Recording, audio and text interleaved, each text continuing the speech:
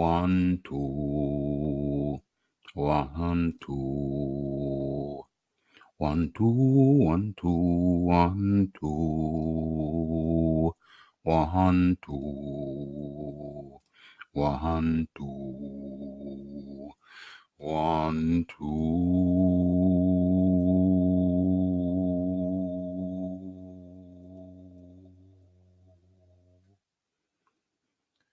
Yes, yes, yes. It's Raphie Dawkins, Combat Radio.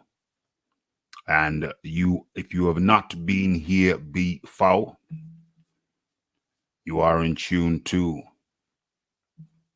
Boxing Talk with Raphie. I'm waiting for my notification on my pad here. Boxing Talk with Raphie 54, I believe. Okay, I'm waiting for my notification. I'm waiting for my notification that we are live and I can't see it. Am I even subscribed to myself? Am I even subscribed to myself? This is ridiculous. But anyway, while I'm waiting for my notification to confirm that we are actually live, waiting for my notification. At this point, I will start the music. Let me start the music. Let me start the music. Okay. It's a little bit low at the moment. It'll take time to build up. Okay. So we are in tune to Boxing Talk with Raphie, episode 54.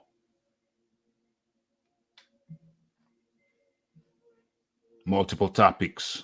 What the hell has gone on again? This always seems to happen. I put the description link in the description box, and then when I go live, the description ain't there no more. And I took time to write out an extensive description list.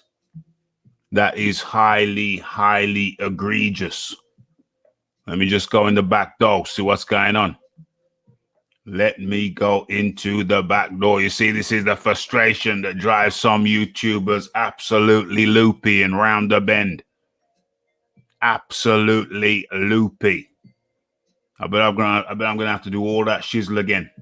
I bet I'm gonna have to do all that shizzle again. Let me check. I bet you. Jeez. Huh. There is nothing in the... Jesus Christ. I don't want to blaspheme. I don't want to be a blasphemer. I don't want to be a blasphemer, but sometimes there's something damn wrong with this system. There is something wrong with this new system. You're filling all the blanks. And then when you come back, the damn thing is still blank in the description box. Spent good time filling that shizzle in, and now it ain't there no more.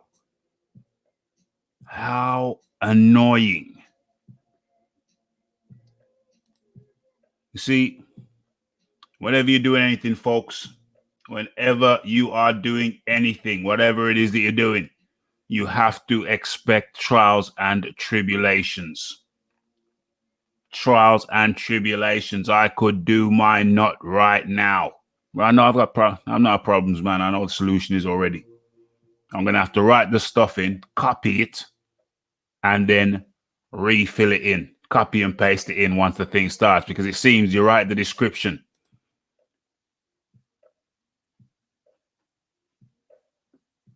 Let me get the basics in. I'm going to copy and paste the basics in. But I wrote a whole load of shizzle in there. Good shizzle. And now the damn thing has gone AWOL. And it's important to get this shizzle right, because it's a matter of analytics and visibility.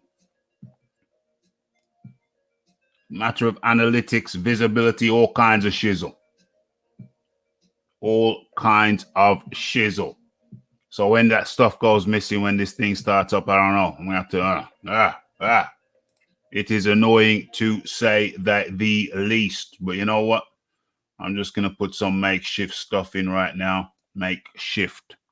And it will do. I will not do my natting. I won't do it. It's all part of the trials and tribulations of being a YouTuber. It's part of the process. And really and truly, I half expected it. So I'm not totally caught. I'm not totally unawares. That's going to have to do for now. What am I doing? What? Oh, Lord. Oh, Lord. Oh, Lord. Oh, Lord. Oh, Lord. Oh, Lord. Okay, come out of there. I'm doing it in the wrong area. Come out. Come out. Come out. Get up in this one. Okay. What else? We're doing this shizzle live. We're doing this shizzle live. It'll have to do. It will have to do for now. Damn it. Okay.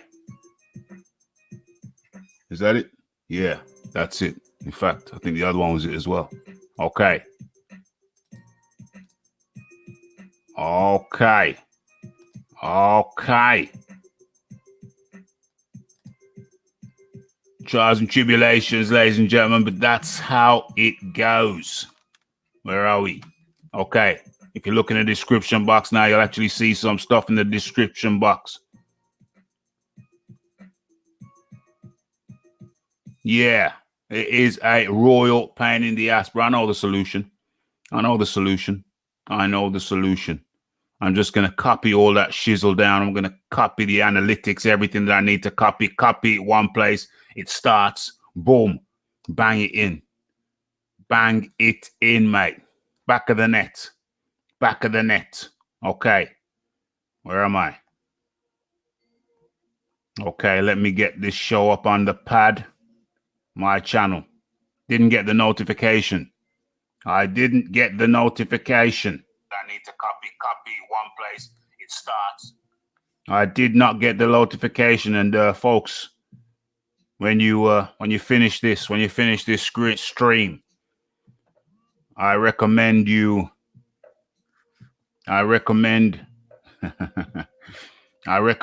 go and check out my latest video. I'm very proud of the artwork.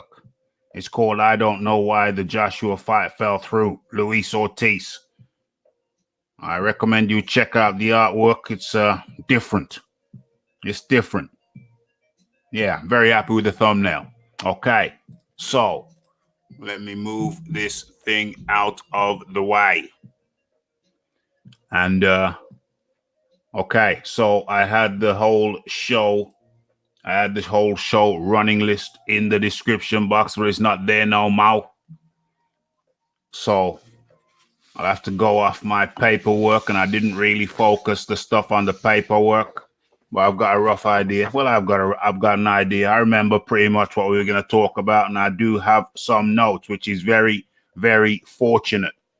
Let me bump up the music a little bit because I know you folks probably can't even hear it. Okay, I am not annoyed. Only mildly annoyed. Mildly annoyed, but it's okay. Trials and tribulations of being a YouTuber. What comment? I don't know. What comment did you make? What was your comment? What was your comment? I don't see no comment, and I don't see nothing deleted. Try again. Try again. There ain't nothing deleted here that I can see. If anything was deleted, I'd see deleted.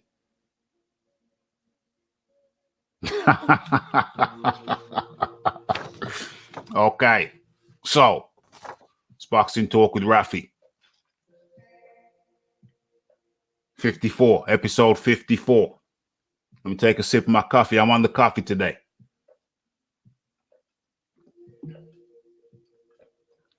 Okay, so first things first. Let me do the roll call, and then we'll get into some of the topics.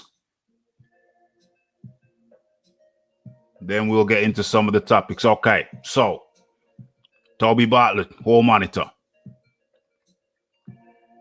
Me. Cheers. Bottoms up.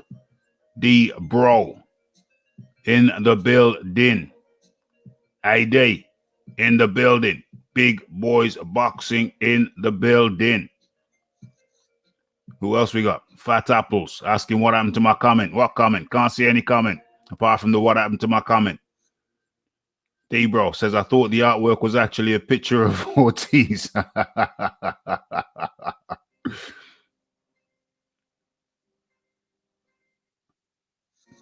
It was in when you were talking about Luis Ortiz, and my comment was,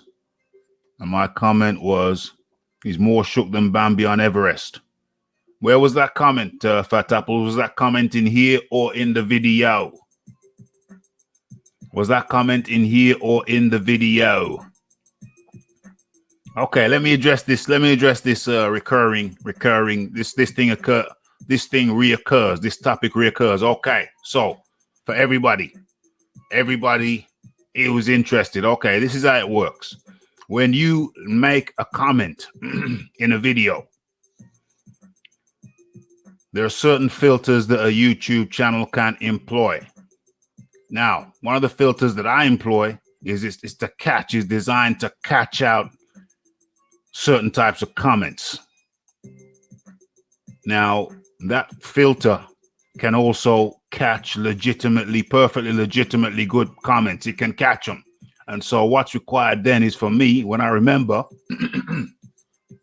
to go into the back door, YouTube's back door, and it shows me a list of comments that are being held for approval. Okay, so it could be something as simple as you writing "Me Too," and it thinks you're slagging off the Me Too movement. It will withhold that comment.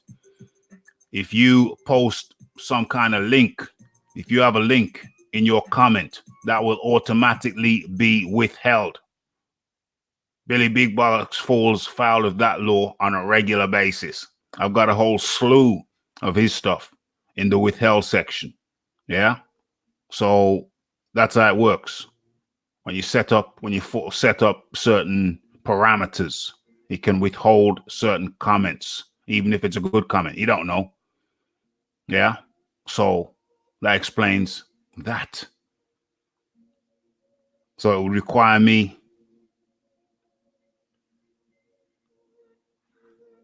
filtered. So I talk about cheap coffee. Filtered. So I talk about cheap coffee. What does that mean? Are you referring to my coffee? This is Nescafe Gold Blend. Nescafe Gold Blend, sir. It's far from cheap. But it tastes very, very nice. Okay. We will move on. Okay, so in this section, we're looking at a number of topics.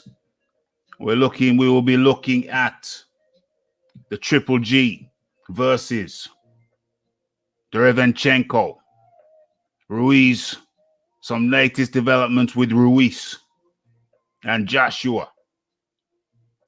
Shannon Briggs' comments regarding that topic. We're looking at the Chisora situation and much more besides. But first of all, let me put the link in the description box.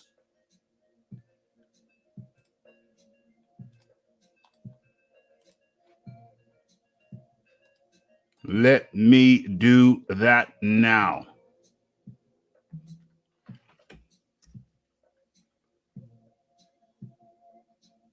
Okay, so there's the link. Anybody wants to jump in, feel free. You got the link now.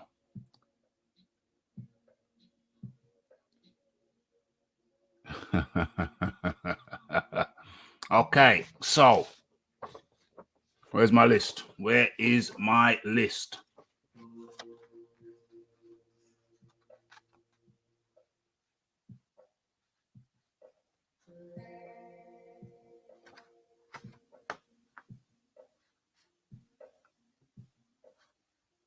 Okay, where are we going to start? Where are we going to start? Okay, I know where we're going to start. I know exactly where we are going to start. Okay, so I don't know how many people saw the Whittaker versus Israel Adesanya. How do you pronounce that? How do you pronounce that? I had that in the description box at one point, but now it's not there. So now I'm gonna have to go to the damn video itself.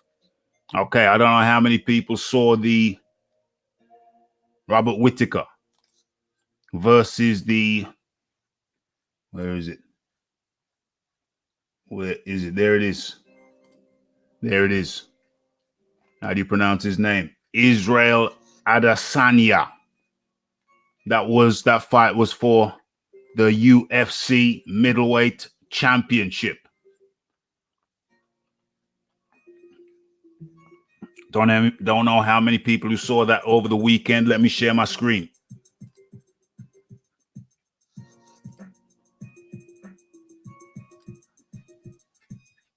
Entire screen. Okay. So, yeah, I don't know how many people who saw that over the weekend, but that took place on Saturday night, Sunday to us. That was down under Australia. That fight took place before a crowd of 57,000 people. Melbourne, Australia.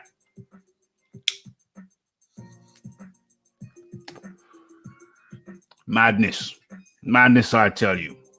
57,000 people to witness Robert Whittaker, Kiwi born, now lives in Australia. Israel Adesanya, Nigerian parents, now lives in New Zealand. Fight took place in Melbourne, Australia, in front of 57K. 57,000 people witnessed that bout. Absolutely crazy. Absolutely crazy. So, Robert Whittaker, the guy on the ground right there. He was the champion. Was he the champion? Yeah. Or did he lose the championship? He was the champion. And Israel Adesanya, he was the interim champion. Interim, because Whittaker had been out with an injury for some time. So, yeah, it was touted, highly touted. A lot of people waiting for that matchup, anticipating it. Who was going to win? The more established Whittaker or the new kid on the block, Israel Adesanya?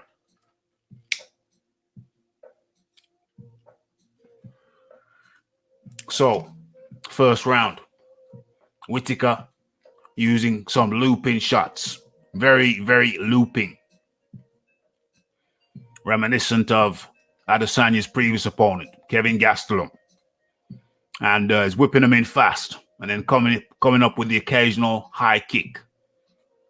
Very fast movements, very looping. So he was winning the round pretty much, although Adesanya was pretty much getting out of the way of 99% of his strikes. But he was highly aggressive. And then at the very, very last second, literally the last second, Adesanya comes with a check hook after a Whittaker assault. Comes with a counter check hook, right? It was a peach. Didn't even look that powerful, but Adesanya was Whittaker was moving into it, and kapow! Whittaker dropped like he'd been shot by a deer rifle at the same time as the buzzer denoting the end of the round. Referee went to wave it off and then realized, no, that's the buzzer, so the fight ain't off. Very smart referee. What's his name? Mark Goddard. He used to do jiu-jitsu at the same place. Brazilian jiu-jitsu, that is. He's highly accomplished. Last time I heard he was a brown belt back then, so he should be a black belt by now. This was years ago. Easily a black belt. Good teacher as well. Braulio Estima. Okay, so both combatants return to the corners, their respective corners, and they come out for round 2. Round 2 started off pretty much the same way the round 1 started. Heavy shots being thrown by Whittaker, 99% of which are being slipped by Adesanya. And damn, I jumped too fast ahead. Again by Adesanya. And then once again, Adesanya counters. They were in the middle of a firefight, standing and trading for a matter of 2 seconds. But in those 2 seconds, Adesanya connected where Whittaker missed. And Adesanya lands a left hook and once again, a right hook. And that's all she wrote. Whittaker dropped once again, staggered back like he'd been devastatingly grazed by a deer rifle, big caliber rounds. And he slumped back as Adesanya approached to do the finishing strokes, but it wasn't really necessary. Whittaker, what's this 90-year-old grand doing? Whittaker had already been dispatched. He was out. The referee moved in mercifully and called proceedings to a halt. And the new king of the middleweight division was crowned. Nigerian born, Nigerian extraction, now a Kiwi, living in New Zealand. And that's all she wrote. The new champion, middleweight champion, was crowned. And his name is Israel Adesanya. UFC middleweight champion. Okay. So that covers that topic. Hail the middleweight champion, UFC.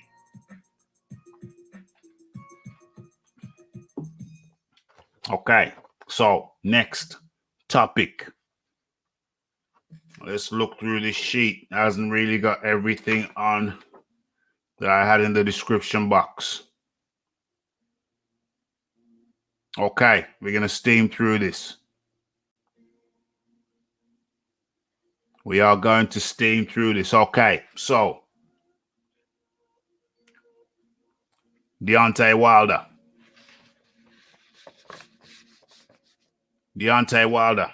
when asked about the rematch. With Joshua versus Andy Ruiz, when asked his opinion about what would happen, how does he see it going down?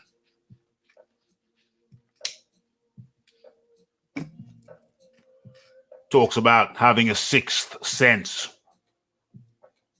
He's got a sixth sense that he employs at such times. And not only his sixth sense, but he divulged some information in the same breath, saying that he had a scuba diving license, which permits him to scuba dive anywhere in the world.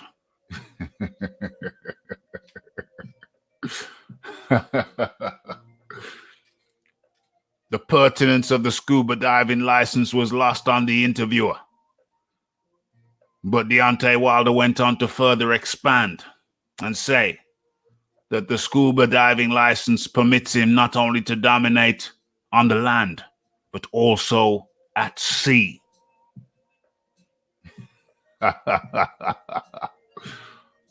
Oh dear. So he's dominant not only on the land, but also in the sea, underwater. He's a multi-dimensional fighter. Land and sea.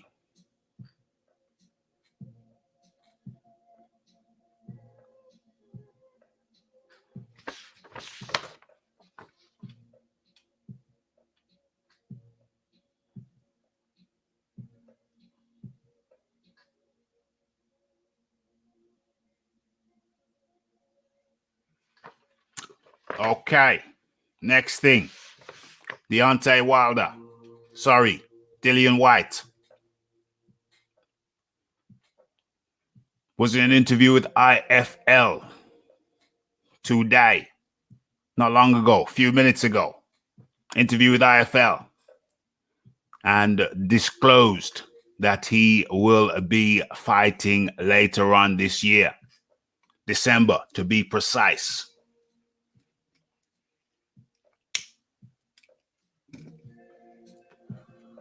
When asked, are you cleared yet?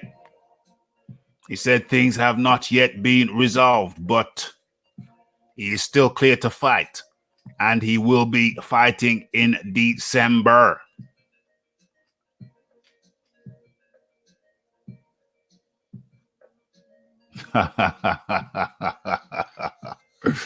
Yeah, he will be fighting in December. Opponent yet to be determined. So, that's interesting. When asked about how long the process would take, he said, I don't know. I don't know. It's a process. We're just going to have to go through the process.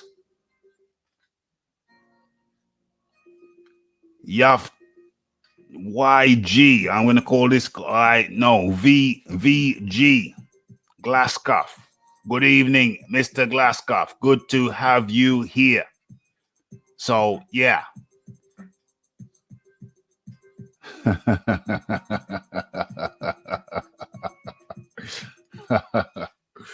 So, yeah. Who cares what Wilder thinks? He talks too much BS. Speak it, believe it, receive it. He expects the fans to believe that shizzle he spews.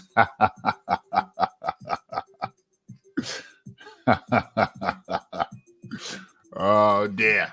I bet it won't be a WBC fight for White. No, it won't be a WBC fight for White because, as we know, Mauricio Suleiman works very, very closely with the PBC. Very, very closely with the PBC. And you will recall that instead of fighting his number one challenger, Dillian White, they anointed and appointed Breezel as his mandatory. If that ain't a duck, I don't know what is. And of course, Dillian White is suspended by the WBC for the time being until matters have been resolved, even though they're with VADA. And Dillian White passed his VADA testing. They still suspended him until he can come up with some case at the end of this case. So, yeah, clearly, the WBC would rather avoid Dillian White fighting Deontay Wilder. Very clear. It's transparent. It's obvious.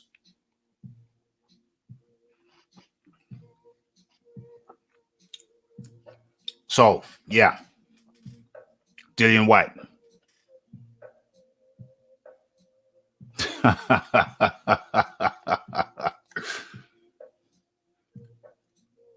I'm not even going to try and pronounce your name. I'm going to call you SL. Sayahi Liachkovic. Okay.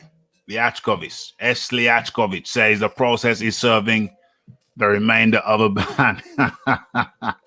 Well, there is no ban in place. There is no ban in place. Merely, he's not even suspended, is he? He's not even suspended. He's not even suspended. He's just under investigation. Under investigation is Dillian White. He says he's going to let the process play out. And then, at the end of the process, obviously, the British Boxing Board of Control will come up with an assessment, one way or another, or rather a decision. They'll come to a judgment, one way or another. But in the meantime, he's free to fight, and he will do so in December with an opponent yet to be determined.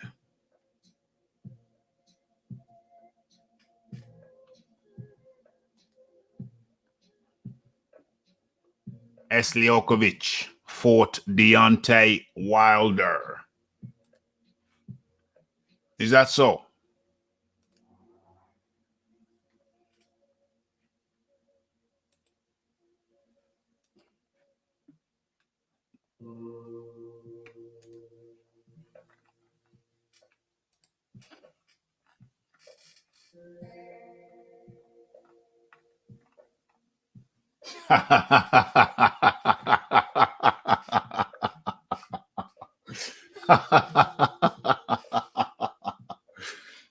August the 9th, 2013. Let me share this. Let me share this.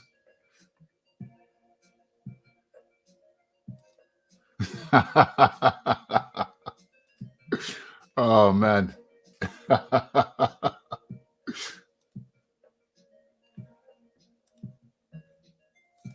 Let me share this with you. Okay. Where are we?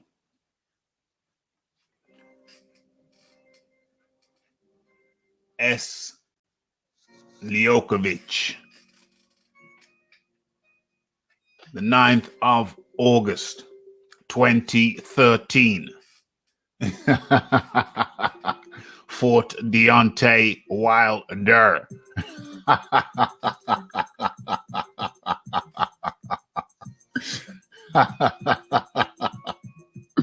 Okay, hilarious. I wonder who the troll is. Who's the troll? Who is the troll? Which band member is this? Okay, where is Liokovic? Where is Liokovic? Okay.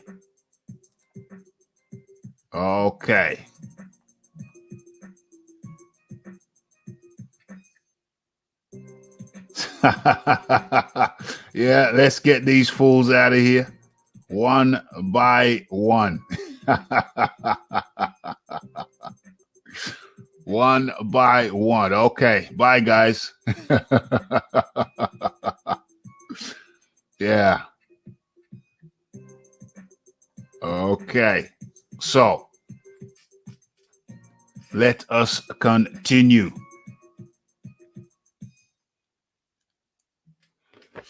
So that's the Dillian White story. That's the Dillian White story. Okay. Right. Let me continue. It's kind of thrown me a little bit. I had everything. I was going to use the description box for my topic sheet. And then the description box got erased by StreamYard's methods. So now I'm using my topic sheet that didn't have everything on there, and I'm having to try and remember what I wrote in. Okay, we're gonna We're going to steam through this. We're going to steam through this. Okay, so going straight into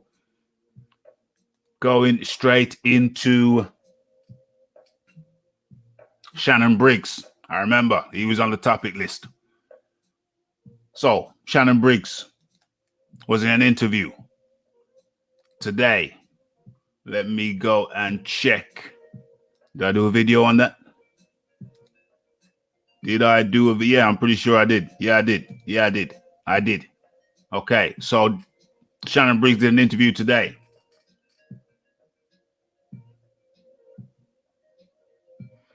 And it's titled, I am worried for Ruiz. He's got that money now. He got that money now.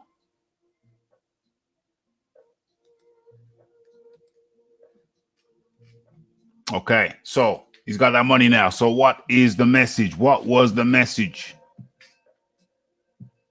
What was the message? So basically, I think that, decoding it, reading between the lines. Reading between the lines, Shannon Briggs is saying, yeah, I know the cat. I know the cat well. And he's got that money now. He's got that money now. I guess the meaning behind that. Is that he's got that money now. He's feeling comfortable now.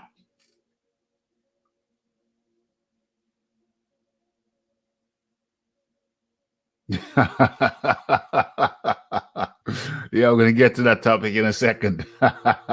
Thanks for reminding me. That's on the topic sheet as well. Okay. So what Spong is what Shannon Briggs is effectively saying is that he knows Ruiz. He knows Ruiz, and now that he's got the money, he sees a change. He sees a change in Ruiz. And clearly he's implying that is not a change for the good. It's not a change for the good. It's a change for the worse. He's got that money now. And that ain't good. That ain't going to help his hunger. But at the rate at which it appears that Ruiz is spending that money, I don't know. I think he could be very hungry for the second paycheck. He could be very, very hungry for that paycheck. But although, interestingly enough, going back to the previous topic about Dillian Whyte and his BOC, British Board of Boxing Control issues, he was asked, who do you fancy in the Dillian Whyte versus Anthony Joshua and in the Andy Ruiz versus Anthony Joshua rematch? Dillian Whyte's response was, well, it's kind of difficult to pick. It's a tricky one. He says Ruiz is a very good fighter. However, you should stop listening to Joshua. Shouldn't listen to all the advice givers saying he's got to be on his toes. He's got to do this. He's got to do that. Dillian Whyte says that basically what Joshua needs to do is simply work behind his jab. He's got a really good jab. Jab, double jab, if needs be, triple jab, then pow. Bring over the right hammer. Forget about all this talk of being on your toes and dancing around, hand down, whatever. Forget all of that nonsense. Just work behind the jab. Just work behind the jab. That was Dillian Whyte's recipe, which I think is rather sensible. And yeah, I have to co-sign on that. Work behind the jab, bring the right across. Blind him with the jab, bring the right across. Do that multiple times. And ye shall be optimized. He shall optimize his chances of success. Beat him behind the jab. Okay. What's with all the Russian boxers' names in the chat? Yeah, I think we have had to dismiss certain individuals from the channel. And it's pretty clear that they missed the channel so much that they're coming back as Russian boxers. Coming back as Russian boxers. As soon as I kick them out, stay away for a while, they missed the channel so much that they come back as Russian boxers. Oh, man. Yeah, they miss it. They miss the boxing talk with Raphie. They could just stay on the wayside and just listen and watch. But no, they want to come in. Highly hilarious. There's been 2 or 3 kicked out recently. Well, one was kicked out a long time ago. The other 2 kicked out recently. And so they decided to come back in disguise. Highly hilarious. Okay, so which topic have I just got through? Which topic is that? Let me put a line through that one.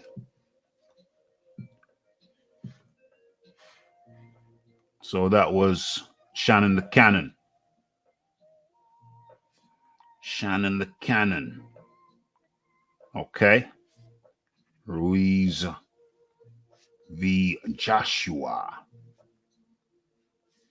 Okay, that's done.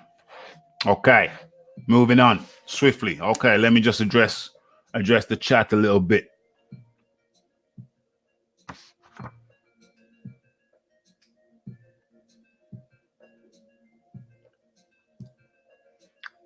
White's WBC position is provisionally suspended, but he can still fight in a WBC sanctioned fight.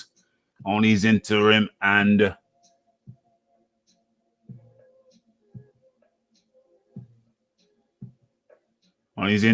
status and mandatory status is suspended. Indeed.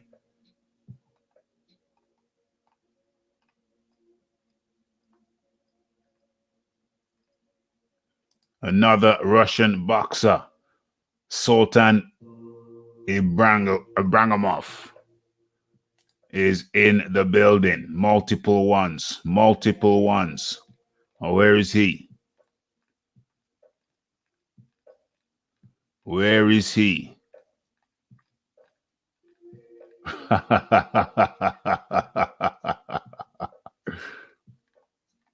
Where is he?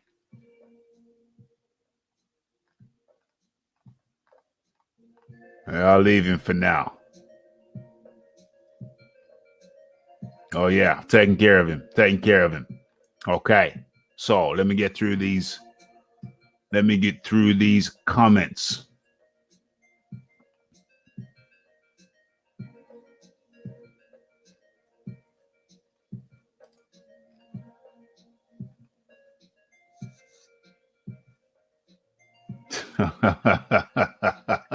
Dillian White baked the B sample into his MasterChef main course. I saw it. Yeah, I don't know if that would be good. In the main course.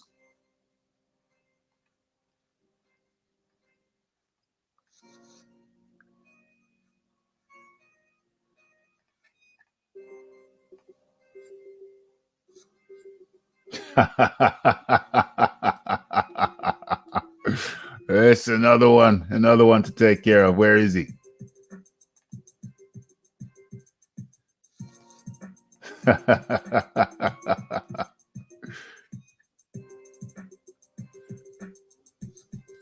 Okay, another one bites the dust.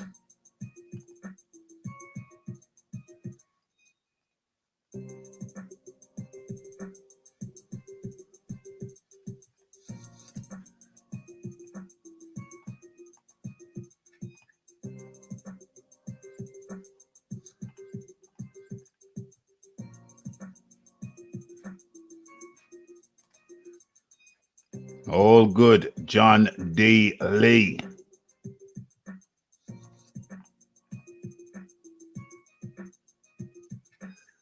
Nah, it's not the LDBC. Some UK guys. It's some UK waste men who have been erased from the channel.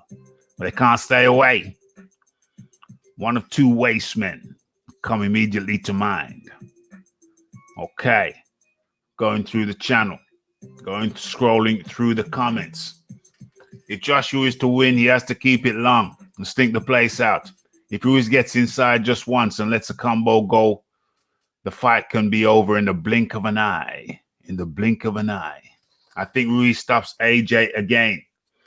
Yeah, I think Ruiz is good, but I think that because of Joshua's poor performance last time, did he have a concussion? Was he just not focused on Ruiz? Whatever the reason, I think that I think we can't go from underestimating Ruiz to overestimating Ruiz. Yeah, he's good. He's very good. He's one of the best. But I don't really buy into the narrative that all he's got to do is get in there once and unleash a combination and the fight's over. How many combinations did he unleash during the fight? The first fight. That went for 7 rounds. How many combinations did Ruiz unleash in the first fight? Yeah, he's a very good fighter. He's top notch. But yeah, like I said, use the jab. Do what he should have done. Joshua needs to do what he should have done in the first place. What we all thought he was going to do, and he can largely neutralize Ruiz. Can being the operative term. Can, not necessarily will, but with Ruiz getting the result that he got last time, then of course his confidence will be sky high. His confidence will be sky high. And of course, Joshua has to deal with his first loss mentally. How does Joshua deal with that loss mentally? Well, the people who know him, including Dillian White, says that he can come through. He can come through and do it. Deal with the matter.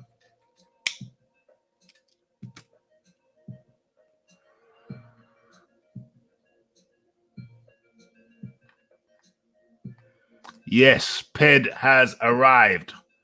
PED has arrived. He was having an evening nap and missed the notification.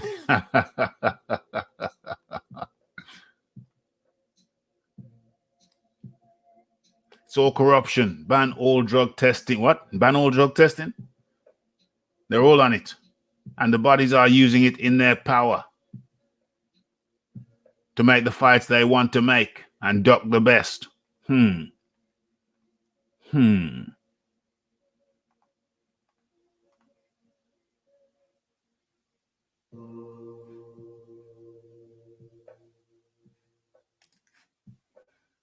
Dealey says, big boys, you could be right. However, I am not convinced that AJ can't take Ruiz's power.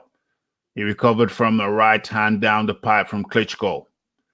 The good thing is we will see. Yeah, well, that's pretty much what I said. Yeah, many of us underestimated Ruiz the first time around, but we can't go thinking that all he's got to do is come off with one good combo and he's won the fight. We can't think that either. If AJ does what he's supposed to do, fights like he's supposed to fight, then, he will use that jab like a ramrod. Ped says, what's going on with the trials? Well, the Raphie had to expel some ne'er-do-wells. And so one or the other or both can't just sit by the wayside and enjoy the show. They want to be in because they're trolls by nature. The troll in them is so deep. They can't stay away. They got to be around. So now we got Manuel Cha.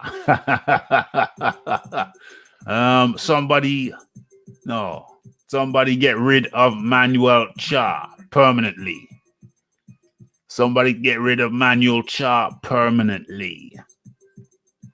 Okay, scrolling down.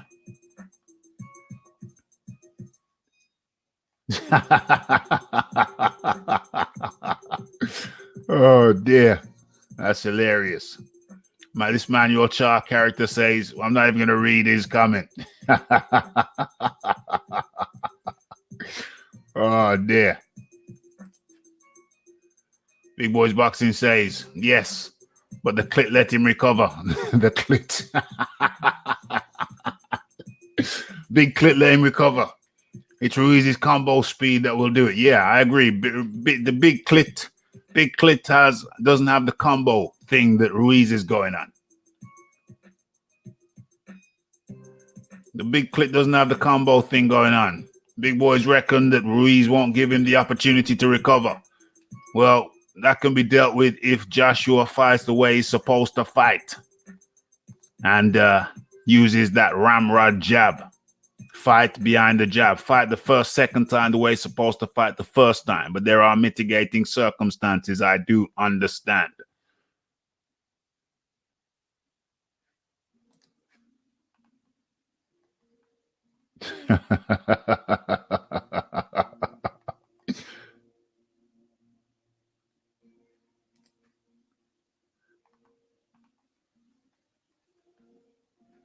I don't know nothing about Spong.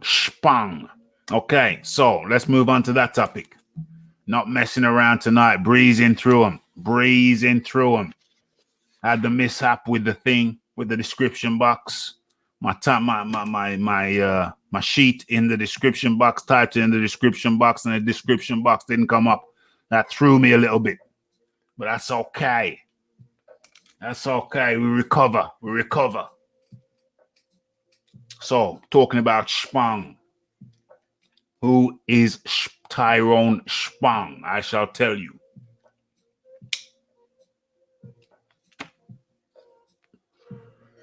Okay, so without looking up Spong, talking from what I know, what I remember of Spong, when I used to watch him in kickboxing.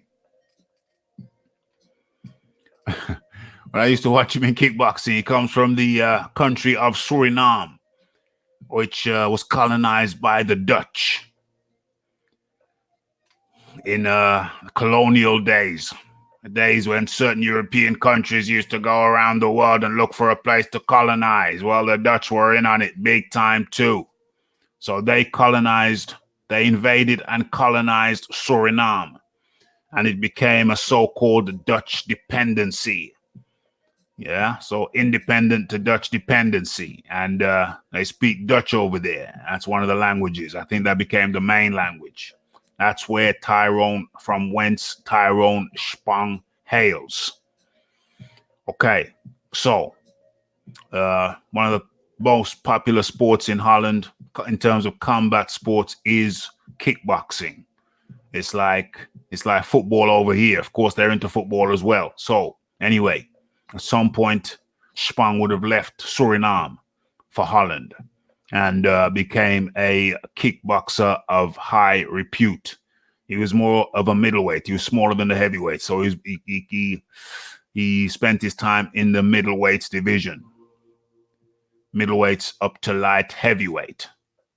Had a bad injury, broke a shin, and left kickboxing and went into mixed martial arts. Moved over to Florida. Was training over there in the Black Zillions with the likes of Rashad Evans and his countryman, whose name almost escaped me, Alistair Overeem, who is a big heavyweight. They used to call him Overeem Overoids. Used to call him Overoids. There used to be a running joke with Reem that he was on the horse meat because he went up from a middleweight to, light heavyweight to a huge heavyweight. I should really bring up pictures of him right now, but we'll save that for another time. Just talking today. So, yeah, big kickboxing, big achievements in kickboxing. Switched over to MMA. We're talking about Spong, and then made his way over into boxing, where he didn't have to use the leg. Maybe the leg was playing him up. I don't know. Maybe the leg was giving him jip. So switched over to boxing, and as it currently stands, he is undefeated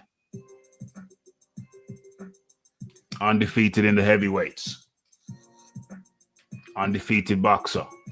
Let me bring him up. Let me see what his record says.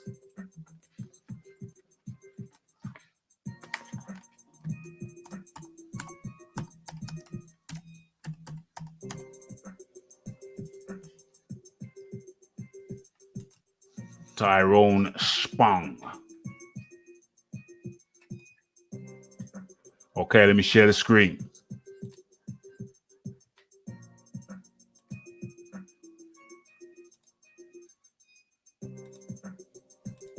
Let's share this. Okay, Tyrone Spong. Tyrone Clinton Spong. Heavyweight. Orthodox. 6'2". 74.5-inch reach. Now resides in Miami, Florida, US of A. Birthplace, Parabro, however you pronounce that, Suriname. Okay, 14 fights. 14 wins. Next opponent, Alexander Usyk. Okay, so he's a powerful guy. Kickboxer as a kickboxer, you know, them boys tend to have a lot of heart. Stop sharing. Packs a wallop. Does pack a wallop. But, like I say, he's been involved in other combat sports. Whereas Usyk has been solely concerned with boxing all these years. So how do I see the fight going? I see Usyk as being too slick for Spong. Should be an interesting fight nonetheless. I think it's a good choice for Usyk to pick Spong for his inaugural fight at heavyweight, although he's fought heavyweights before.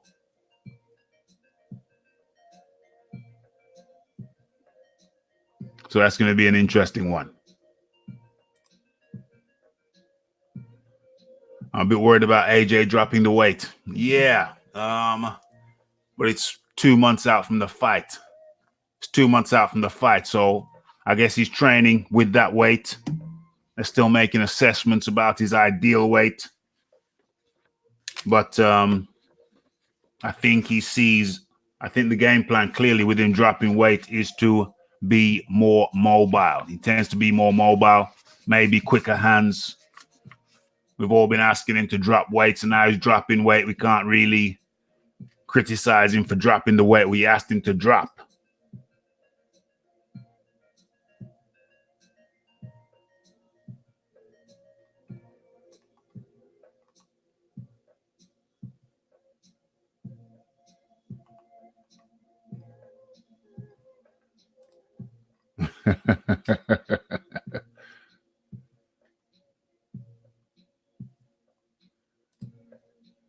Yeah, the heavy jab, that's going to be the key. And then whip in the right. Heavy jab, whip in the right.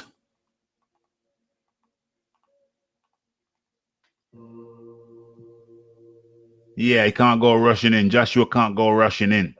That was crazy on his part, and that kind of helped rewrite history. That helped. He was the author of his own demise. Joshua was the author of his own demise. Now he has the opportunity to correct it.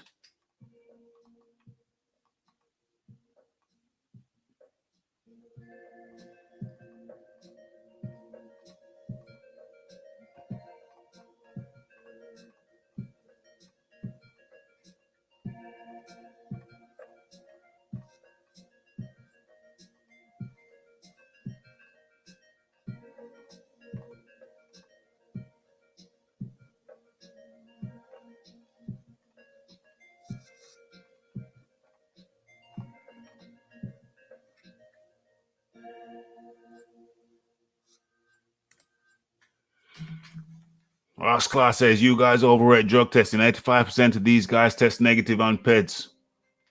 And they're in fact cheating. Don't take those testing seriously. I don't know about the percentages. How could we have percentages? I don't know. I don't know where those figures come from, Ross Clark. I do know that testing is much more lax overseas in the US of A. That much we do know. You know, look at Big Baby Miller. Look at Big Baby Miller. He was dosed up to the gills. Big Baby Miller was over in the USA, dosed up to the gills, wouldn't step foot off American soil. Because he knew if he left American soil, he'd get busted. Literally get busted. So I think the problem over in the USA is epidemic levels right now. Over in the UK, you know, you see Dillian White's a top level boxer get pulled up. Whereas over in the USA, you got man like Big Belly Miller walking around dosed up to the gills. So, you know, I really think America needs to put its foot down over there. Something needs to be done over there in particular.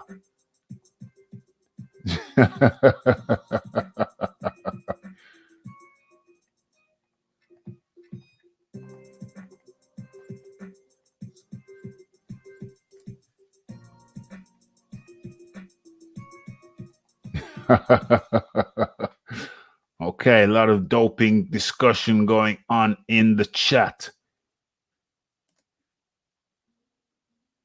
Well, that's what I asked. John Daly saying, Ross Clark, have you got any proof? Well, I want to see the figures. I want to see the figures. Ross Clark says only a naive imbecile thinks these athletes aren't on drugs. I want to see the figures. Clearly some are, but I want to see the figures.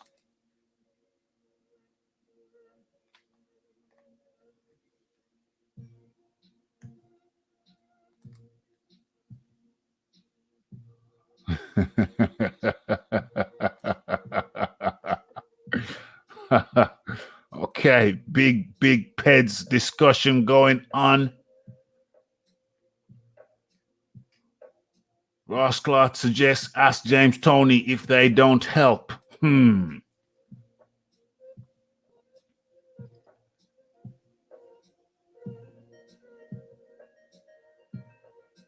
PED's asking for help. I don't know what's going on.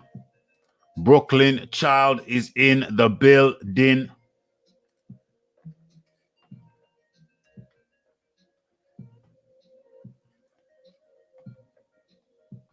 What up, Brooklyn Child?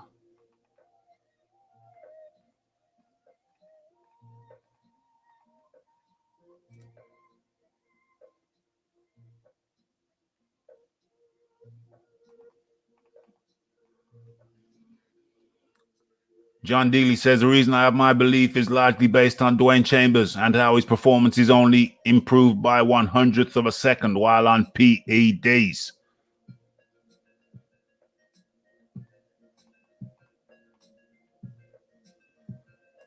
Last one thing. So you guys seriously think everyone is drugging up? No, I do not.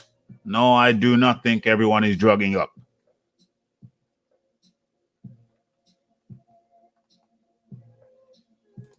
Peds thinks yes, nearly everyone. Mainly top fighters. Peds, no, I don't think everyone is. Ross Clark thinks most are. But I still want to see the figures. Where are the figures?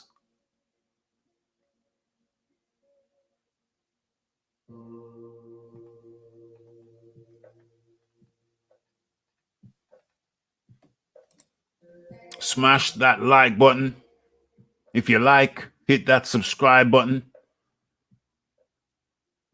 And for sure, if you want to go the extra mile, smash that PayPal button. It's right there in the description box. Do not ignore it. Trying to get to the Nigel Benn show. Trying to get some interviews there. So do not ignore the PayPal button. It's there for a reason. Thank you. Public announcement over.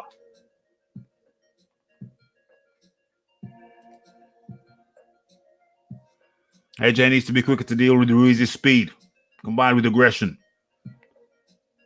He couldn't deal with it in the first fight. He could deal with the speed from Parker because the aggression wasn't there.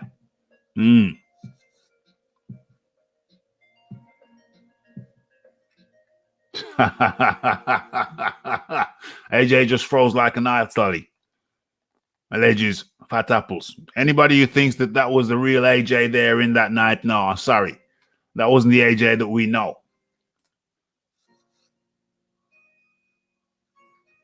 I'm with you, last one. I'm with you.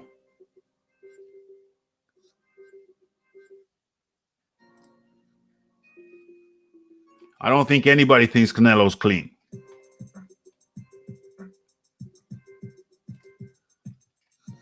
Well, I think AJ had his mind on different things, other things. It's a mistake which he has in his hands to correct.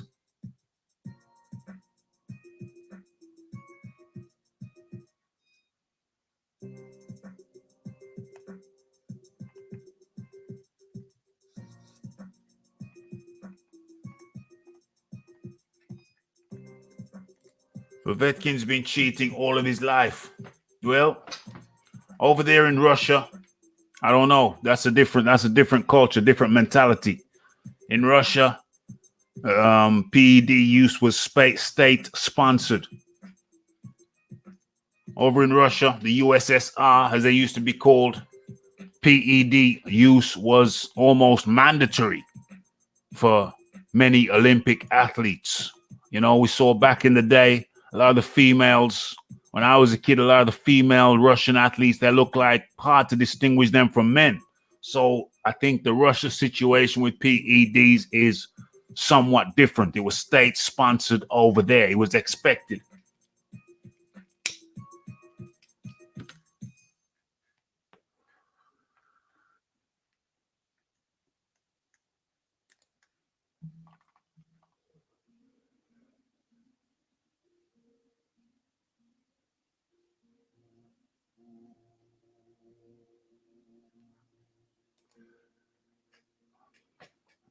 Big Belly Fat Apple says Big Belly Juicer was Bob Marley. What do you mean? How do you mean by that?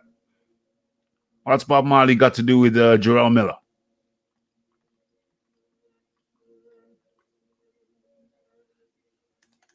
That's a very strange statement.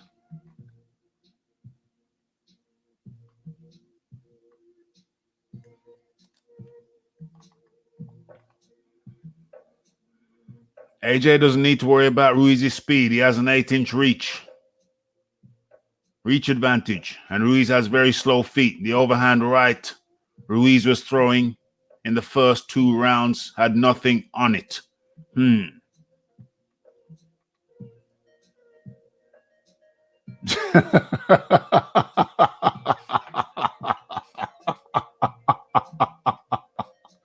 Yeah, I'd like to know the meaning of that too.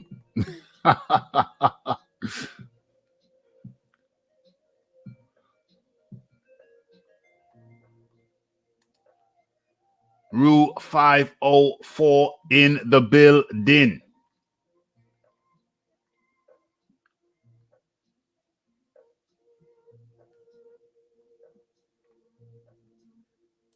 Vladimir Klitschko was never clean. That is certainly an assertion. Luis Ortiz finally fought clean and got KO'd. Yeah, I think we all know that Luis Ortiz has a very checkered history when it comes to PEDs, indeed. Fat Apple says, name one boxer who is clean. Only time ever possibly may be David Price when he fought Thompson and Tepper. They both tested positive and allowed to keep their wins.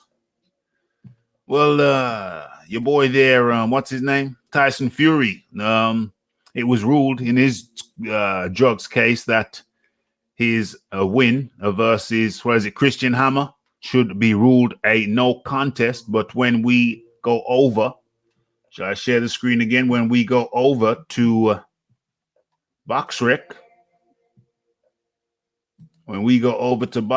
which I shall share, we will see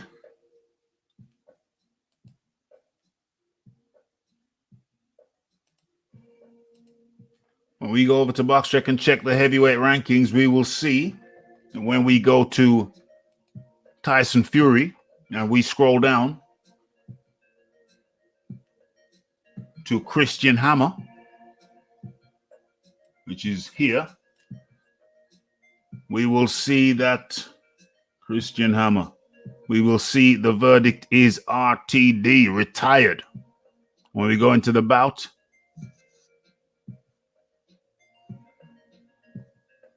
we will see that it says Tyson Fury won, retired, round 8. It was ruled by the British Boxing Board of Control that that fight should be ruled a no contest. But as you see, it has not. So even though the recommendation, because he was on drugs, he was on PEDs, was that the fight be ruled a no contest, it is still up there as a win for Tyson Fury. That is most unfortunate. But do I agree with your assertion that all boxers are on PEDs? Absolutely not.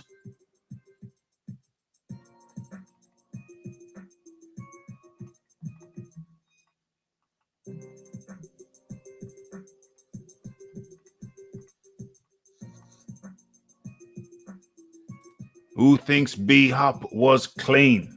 Well, I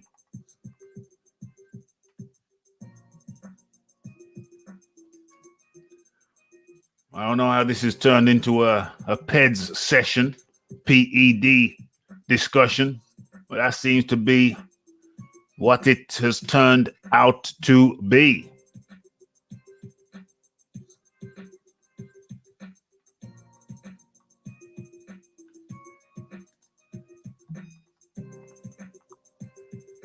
Yeah, I think proof is nice. A failed drug test, if someone fails a drug test, then that's a fast proof.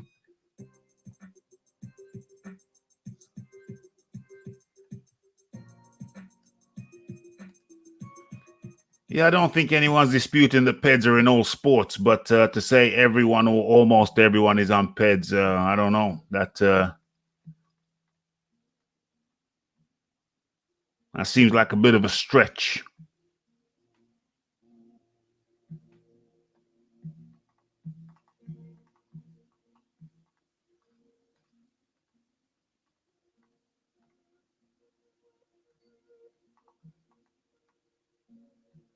Lisa Bayliss in the building. How you doing, Lisa?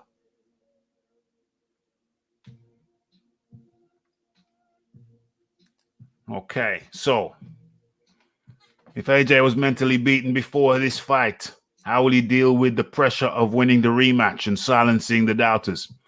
Well, my hypothesis, it's all hypothesis, isn't it? My hypothesis is that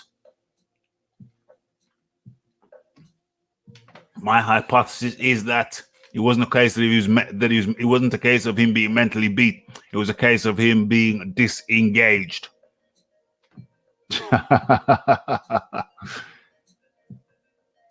It was a case of him being disengaged with the fight, uninterested in Ruiz.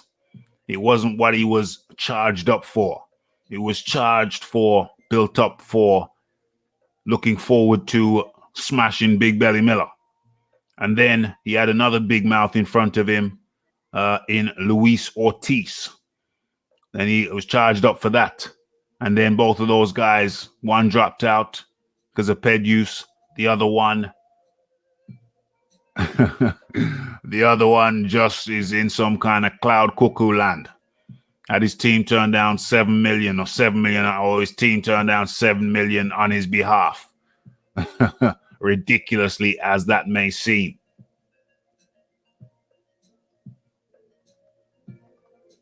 So I don't think he was mentally beaten. He was just mentally disengaged, overlooked Ruiz dramatically, badly. Ruiz was the third pick.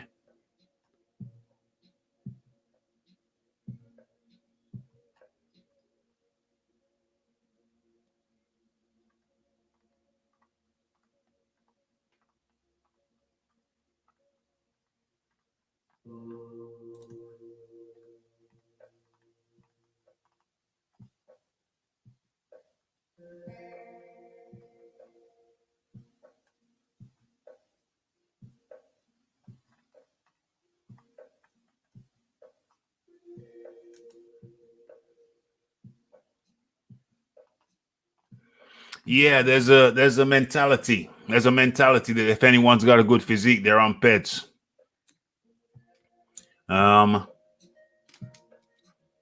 That's crazy to me. Utterly crazy to me.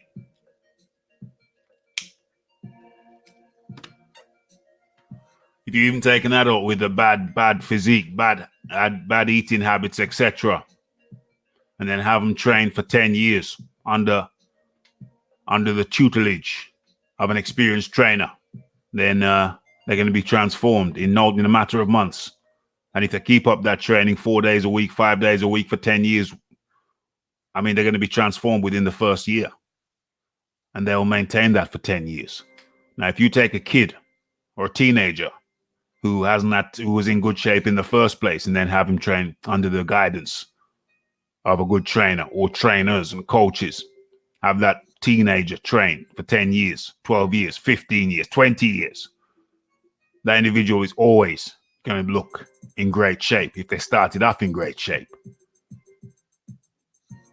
So whilst there are PEDs in the sport, inevitably, of course, I think it's a little short-sighted to think that because somebody looks good, that they're automatically on PEDs.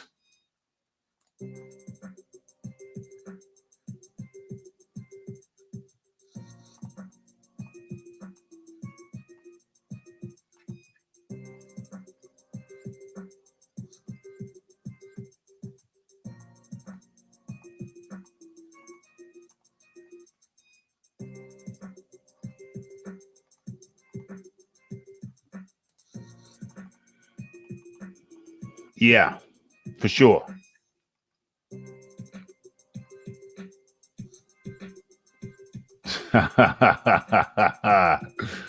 These dudes all cheat at some point. Enough said. Once again, I'd have to see the figures on that. I'd have to see the data.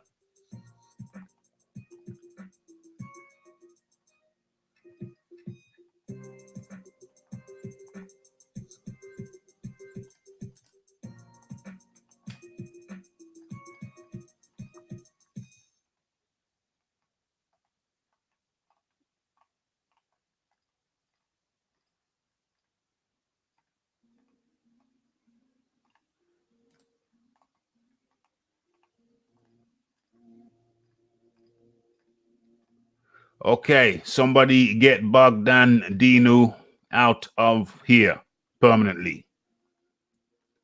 That's not pure foolishness. He's one of the guys who've been kicked out. One of two who've been kicked out of here. So Bogdan Dinu, get him out of here permanently.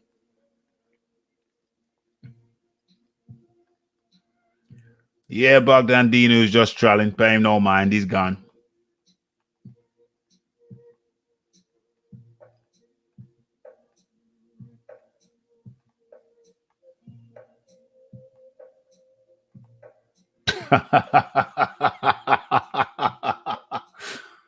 Oh my gosh, this chat is crazy. Floyd was one of the dirtiest fighters on PEDs in history. Can you expand on that statement, please, Ross Clark? Can you kindly expand on that statement? Oh my gosh.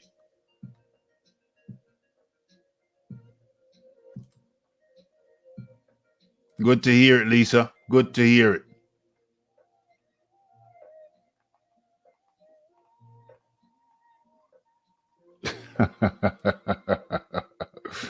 Ross Clark, are you clean? Asks John Daly.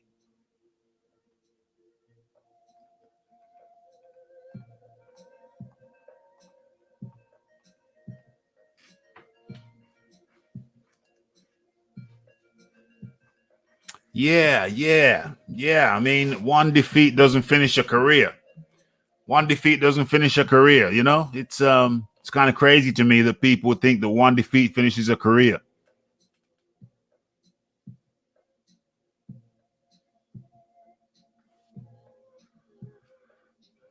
Ross Clark says you can buy banned substances right at GNC and mask it with something else. It's that easy. Well, I think what happens or what has happened in GNC is that they have non-banned substances, which sometimes certain unscrupulous companies can slip in something not on the label to enhance its performance. And that has happened in the past, but that's non-banned substances being laced with banned substances by some unscrupulous manufacturers. That has happened indeed. Yeah, I agree with that. AJ has the mindset of a champ. He just slipped up. Yeah, I concur.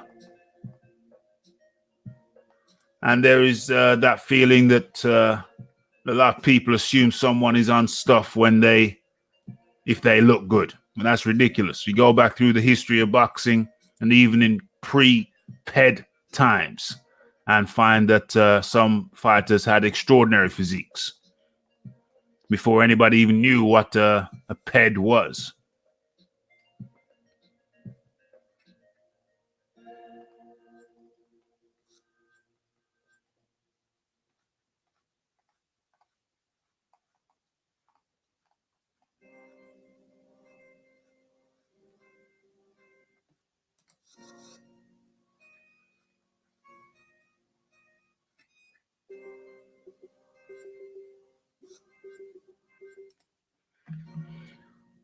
Brooklyn Child says, don't make excuses for Anthony Joshua. He couldn't deal with the bad speed.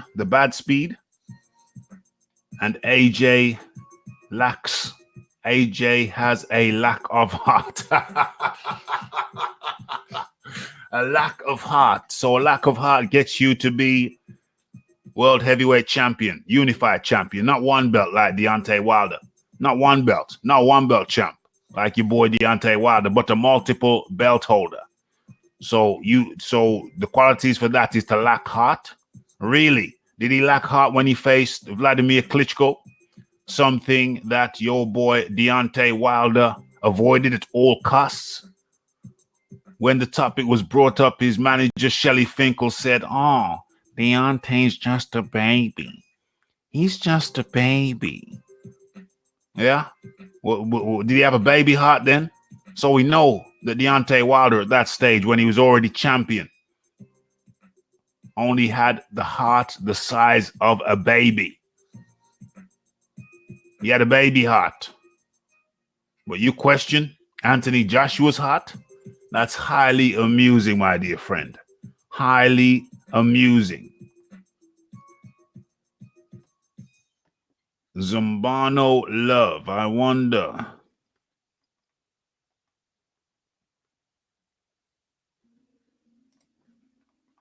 Well, it could be a heart issue because apparently Deontay Wilder, by his own manager's confession, was just a baby in the game.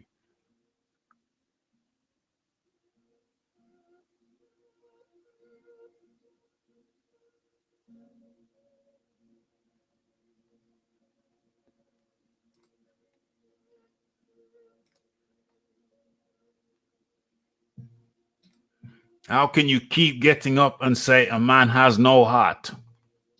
Most peculiar, mama. Highly peculiar.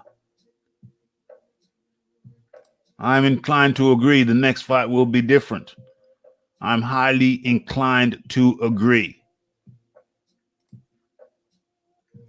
Floyd used illegal medication to numb his hands. Floyd used illegal were they PEDs? Were these illegal medication? Were they performance enhancing medication?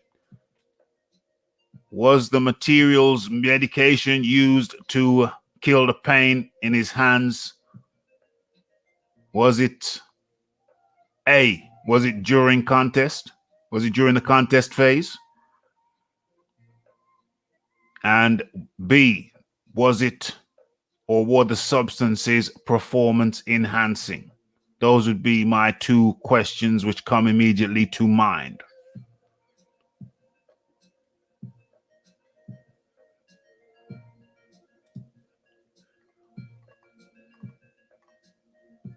Smash the like button. Like, subscribe, comment, and share. And don't neglect the PayPal button. Throw in the price of a beer on a monthly basis. If you want to get Raphie to the Nigel Ben show, and you want to get the PPV show, that's the remedy.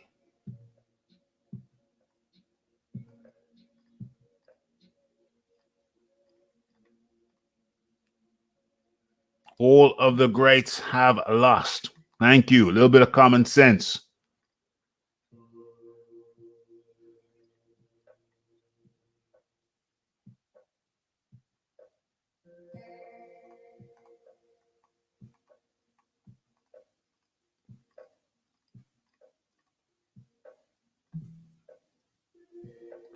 Thank you. That wasn't the AJ that we know.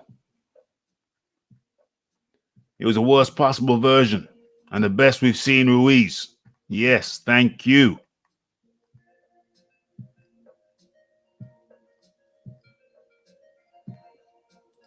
Therapeutic use exemption. People think that the TUE means testosterone use exemption. Please, people. Therapeutic use exemption. TUE.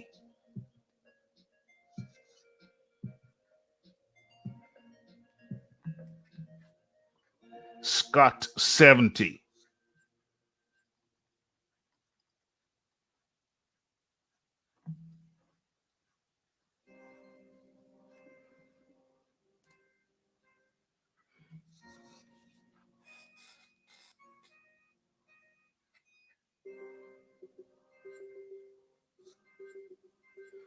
Fat Apples says, Raphie, you are lacking serious knowledge if you don't know about Floyd and his drug use, mate. I highly recommend doing some serious boxing research, bro, as it's all over YouTube and Google. Lacking serious knowledge if you don't know about Floyd and his drugs use, mate. Well, first of all, Fat Apples, I'm not your mate. And secondly, most people are aware that there has been an allegation that Floyd is connected with drug use. However, if you can kindly point me to one article that proves that Floyd Mayweather was a PED user and you can name the substance, then kindly do so. Enough said. So everybody knows about allegations, yeah? But I'm not here to spout allegations. I want proof. There you go. Now, let us move on.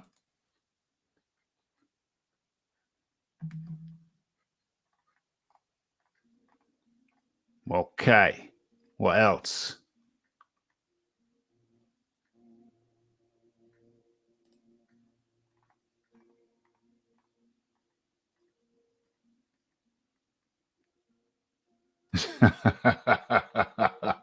There we go. A bit of common sense comes into it. Yeah, here we are. Fat Apples. There's a lot of rumor and speculation about Floyd, but no failed tests. Yeah. Yes, Fat Apples. Show me the failed tests. Yeah. You seriously lack knowledge. You yourself, Fat Apples, you seriously lack knowledge if you don't know the meaning of the word proof. Yeah. So show me the proof. You know, I seriously recommend you go and do a bit of research and find out the meaning of the word proof. That's my recommendation for you, instead of spouting your consistent and persistent speculation.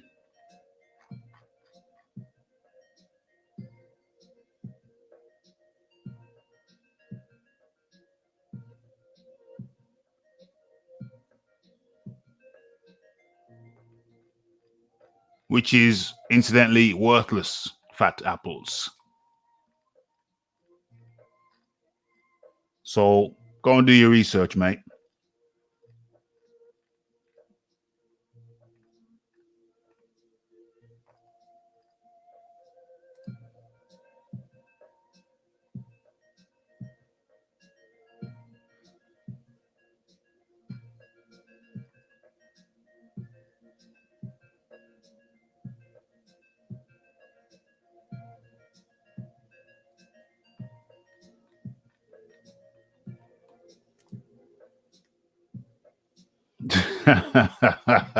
Get Raphie on the road. Don't have that extra pint or a kebab. People seem to lack the Fat Apple says, wow, defensive. Well, if you want to try and, get cheeky and talking about people needing to go and do research, do your own damn research and learn the meaning of the word proof, you imbecile. Yeah, stop spouting allegations and come up with some proof. How about that?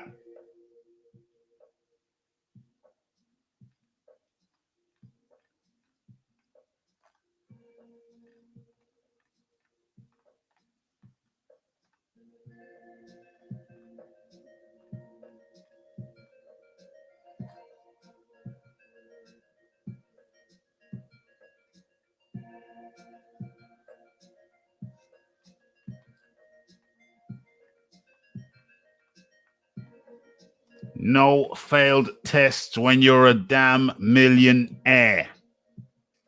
Wasn't Ben Johnson a millionaire? I think Ben Johnson was a millionaire.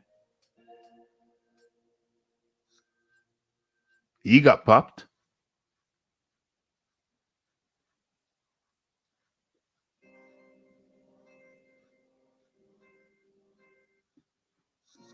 Ben Johnson got popped. He was a millionaire.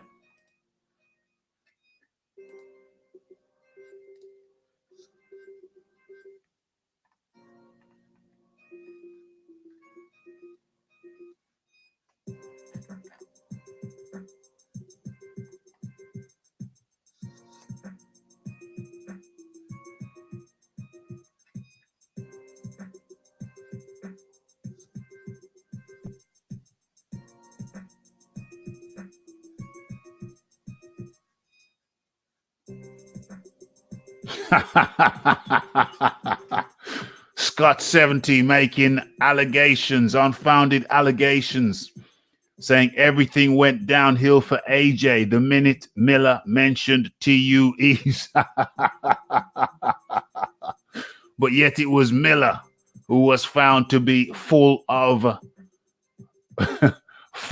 performance enhancing substances.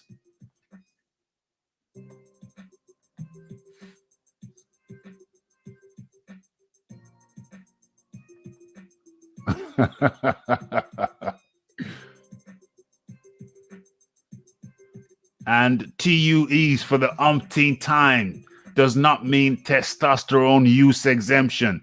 It means therapeutic use exemption. Therapeutic.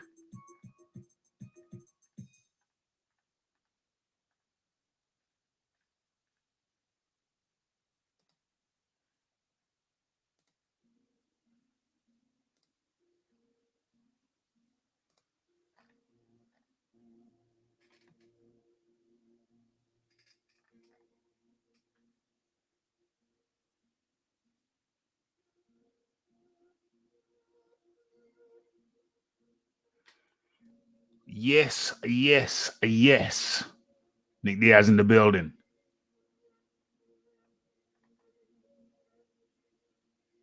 Yeah, we're talking about PEDs. I don't know how this became a PED special. Therapeutic use exemption.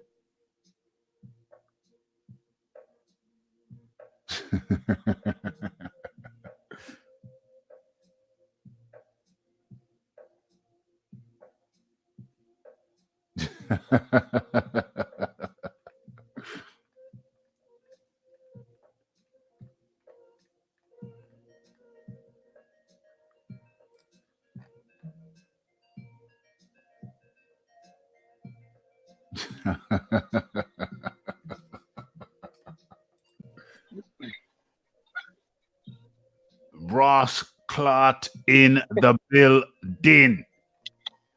What's up, Ralph? I'm good, my friend. I'm good. What's happening? I'm good, man. I just wanted to jump in. No, the reason why Floyd Mayweather was using an illegal, well, VADA testing on their list of banned substance. The shots that he was using, I can't remember the name of it. On their list, it's a banned substance. It's considered a PED because it Okay, numbs. stop there. Start again. Okay, You just said start again. I lost my focus. I was focusing on something else. okay. So Floyd Mayweather Jr. Yeah. Okay, with VADA testing, which is what he was supposed to do through their random testing. Okay. He did not want to use VADA testing because on their list of banned substance, the medication that he uses to numb his brittle hand is considered a PED on their list. Let me stop you. Let me stop you. Okay, let me deal with this Fat Apples guy. Okay. Right. Okay. Don't forget what you're saying. Right, Fat Apples. You just said teach him. Expand on that. Fat Apples. Okay, I tell you what, my friend, you can go and swivel. Okay, that's what you can do. Yeah, trout. GTFO. Fat Apples. Sayonara. Biatch. Okay. Sorry. No, that's okay. Please continue. Okay, so through VADA testing, Yeah. the particular shots that he used, medication that he used to numb his brittle hand, is considered a PED because it makes your hands numb and impervious to pain. So you could continue to punch. But with USADA, he can use that illegal substance because USADA allows him to take that testing only in the state of Nevada. Now, and if you are in fact a millionaire, yeah, and if I'm going to his house to give him a random testing, and he shoots me $20,000 to keep my mouth shut, I'm going to keep my mouth shut. No, there's when he fought Sugar Shane Mosley, there was actual proof that Mosley was getting tested randomly. There was no proof whatsoever when Floyd was getting tested randomly. They even came to Sugar Shane Mosley's locker room before the fight, and they told them, "No, you get out of here. You're not going to take my blood out of me before I fight." Mm-hmm. That's how bad. That's what I'm saying. And money talks, and I don't want to be that person that's just naive to it. Like, these athletes cheat, not in just boxing, basketball, hockey, football. I mean, look at these basketball players, 230 pounds, 20 pounds, running up and down the court, and they don't get tired until the fourth quarter.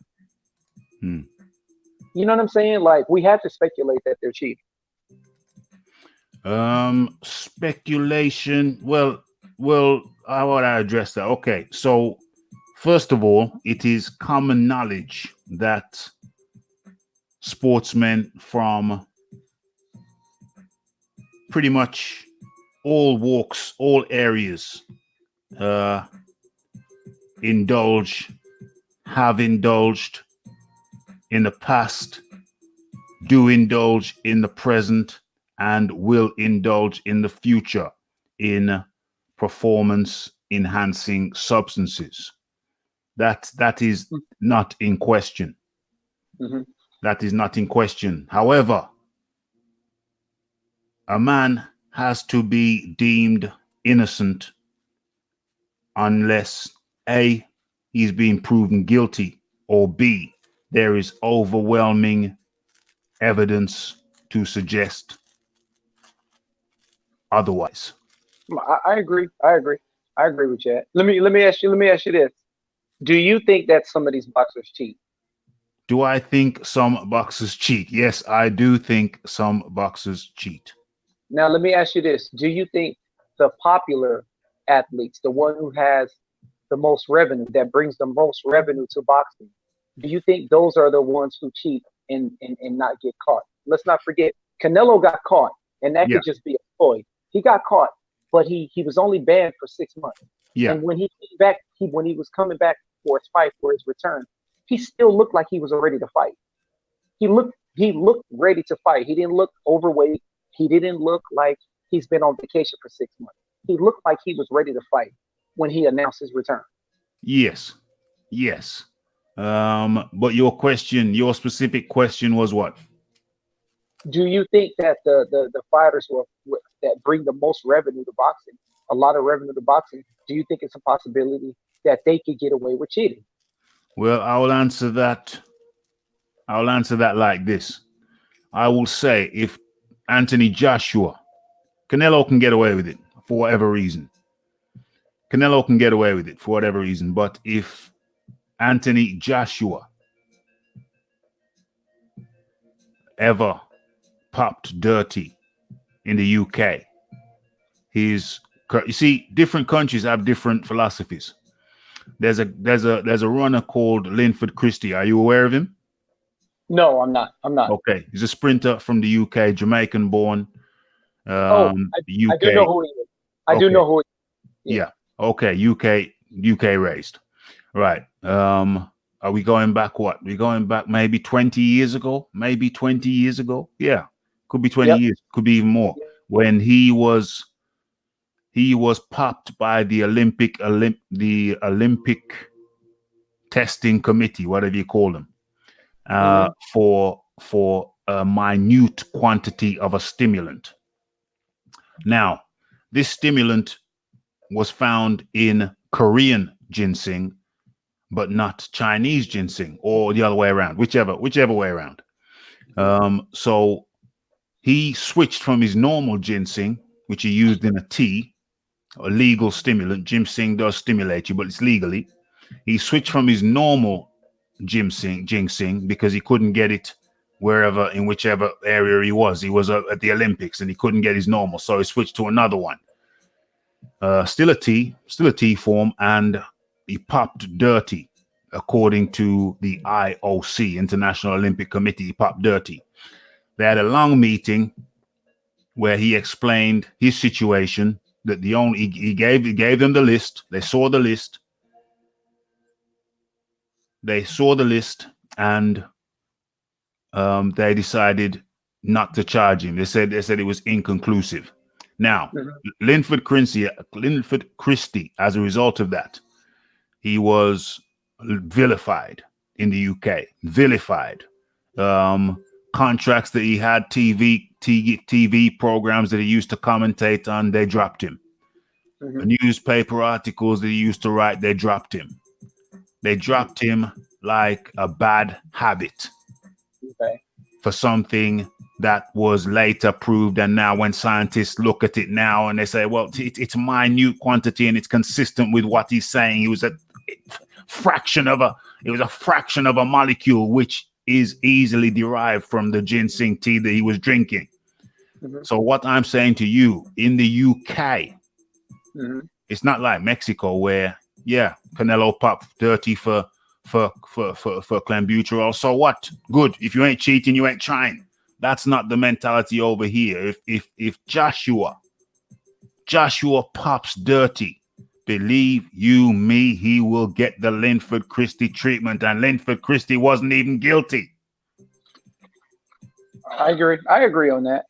Wasn't even dirty. So I think in different countries they have different philosophies on drug testing or failing a drug test. They have different mentalities, but you know, you fail over here, my friend. You fail a drug test over here. And so what I'm saying to you is Anthony Joshua has more to lose from taking drugs than he has to gain. Yeah. I mean, when it comes to Anthony Joshua, I know he gets a lot of flack because of the way his physique looks. And I am actually one of the ones who believe that he just has good genetics. Yeah. I mean, you could. Well, let me stop you there. Let me stop you there. The term good. I mean, come back to the same point. I just want to interject. The term Go good ahead. genetics. I disagree with good genetics. He has genetics which are prone, which makes him prone to gaining muscle. Well, That's not necessarily good for boxing. no. But aesthetically, I'm talking Yeah, about aesthetically. yeah, He looks aesthetically. So we need to be clear about that. The way he is built is not necessarily optimal for boxing, but the genetics that he has makes him aesthetically athletic looking. Yes. yeah. Yeah. But we could also say the same for Wilder, because Wilder too is muscular. It's just in a different type of frame. Yeah. Yeah. You get what I'm saying? Yeah. Wilder So is wider, big, gigantic shoulders, yeah. wide back. So Yeah, but I don't think Wilder is being particularly I don't think Wilder is being particularly accused of being a PED user. That seems to be because he's slimmer. So people seem to have the perception that PEDs make you big and bulky, like, dare I say, like a Joshua, when they yeah. fail to acknowledge, fail to realize that cyclists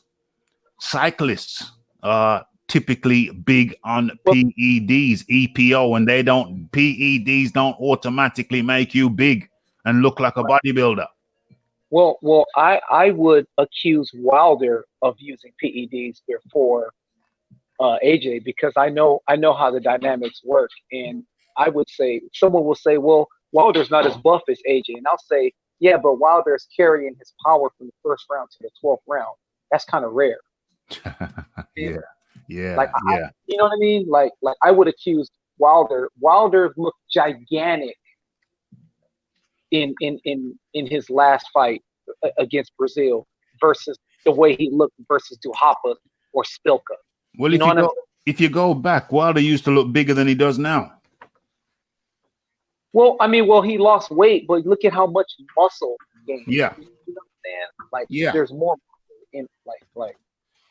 Yeah, but there was a time when Wilder looked. I'll have to go back and do a check on it. I'll have to do a check on the time periods and the dates and what have you.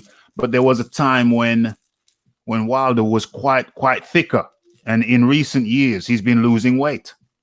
Yeah, he He's has. been, Because I think he wants to be quicker. I think he wants to. He's not that fast, but he does have a fast right hand. But well, everything is fast. Everything else isn't fast. well, you see, you could level. I'm not leveling the accusation, but the accusation could and has been leveled that Wilder used to be on PEDs, because ever since he rose into the ranks and became eligible for more testing, he's been getting smaller and smaller and smaller. Right. No, yeah, I guess you're right about that. So I mean, but my take on PEDs though is this is a generation where banned substance and PEDs are way more advanced than ever before. Like I said, even if you go to GNC, the average bodybuilder could get almost everything he needs to lose weight, gain muscle without using any steroids. And all he has to do is avoid eating bread and rice. Back in the days, you had to use all types of steroids. And because protein shake and amino acids just wasn't enough. Now you could get natural things that boost testosterone.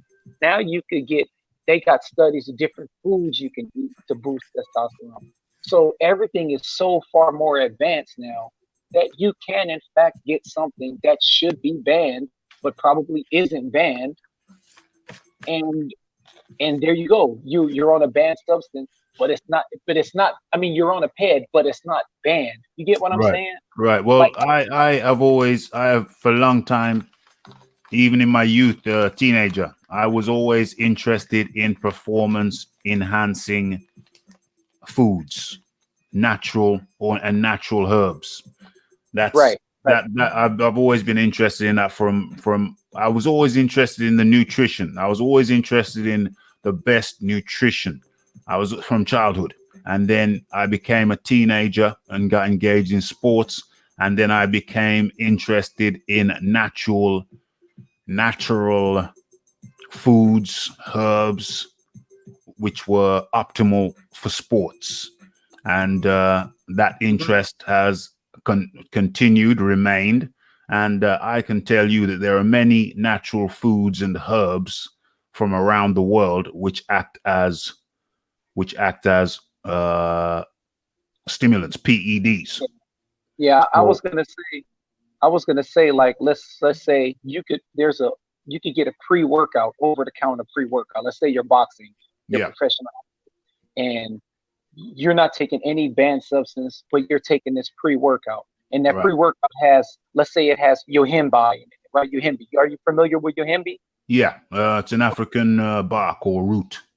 Right. It's an African bark or root. It's basically like a Viagra. But what it Right. does, it stimulates the testosterone. It boosts testosterone, and also gives, Testosterone booster. and natural, and it also Yeah. gives you a crazy amount of blood flow, Hmm. and makes you burn fat. Yeah. What if a boxer could take that right now when he's Yeah. off, when he's not boxing, Hmm. lose weight, muscle, and then get into boxing match and won't take anything. But to me, even though that's natural, that still Yeah. would be the PED. Okay, so that's where we disagree. That's where we disagree because anything that's natural to me, anything that's not that can boost your performance naturally It, is it is not illegal, and no, no, no, it's not cheating. no. You missed my point. Okay. I agree with you. I agree with you. But Okay. if I'm taking a Yohimbe pill, breaking down in a laboratory, Yeah. it's not natural anymore, right? Okay. I'm listening. Yeah. Technically, Yeah. technically, Yeah. technically. Hmm. Me and you right now, pause, could pop horny goat weed and go to the gym and go berserk. I've got some of that. I've never opened the bottle, but anyway, I hope it doesn't pass the sell by date. We go berserk, and right now, that'll boost your testosterone. Really? Have you tried it? No, I never tried it. I'm just saying it's Hmm. supposedly your testosterone. What if a boxer? I'll do an experiment then. I'll do an experiment between this week and next week. I'll come back with the results because I got about. What if a boxer is taking something like that? Like everything is so far advanced that we don't know what is. Well, let me come in there. Let me come in there because if you are taking anything that's not on the banned substance list, well, let me rephrase that. You can take anything that's not on the banned substance list. Okay, fair enough. And I don't see how that's cheating. If it's not on the banned substance list, you can take anything and not be a cheater. Because So, okay, one man is eating yams uh, and the other man can only afford Kentucky Fried Chicken, so he says. mhm. Now, who's at fault? Because one man is eating. Okay, let's go further. One man eats a regular diet of yam, chicken, and beans. That's his regular diet. And Okay. then the next man is on, let's say Bermain Stavern is on a diet, the KFC chicken diet, KFC diet, milkshake and fried chicken. Okay. Now, one man has a plate full of performance enhancers. Mhm. The other man has a plate full of performance disenhancers or unenhancers, whatever the term might be. Uh-huh. So who's at fault? One man is trying to optimize his performance in by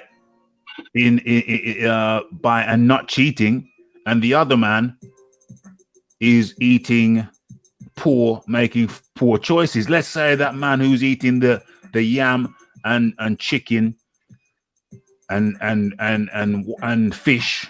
Let's say the man who has that diet also washes it down with a yahembi. Is it yahembi? Is that what you said? Yahembi?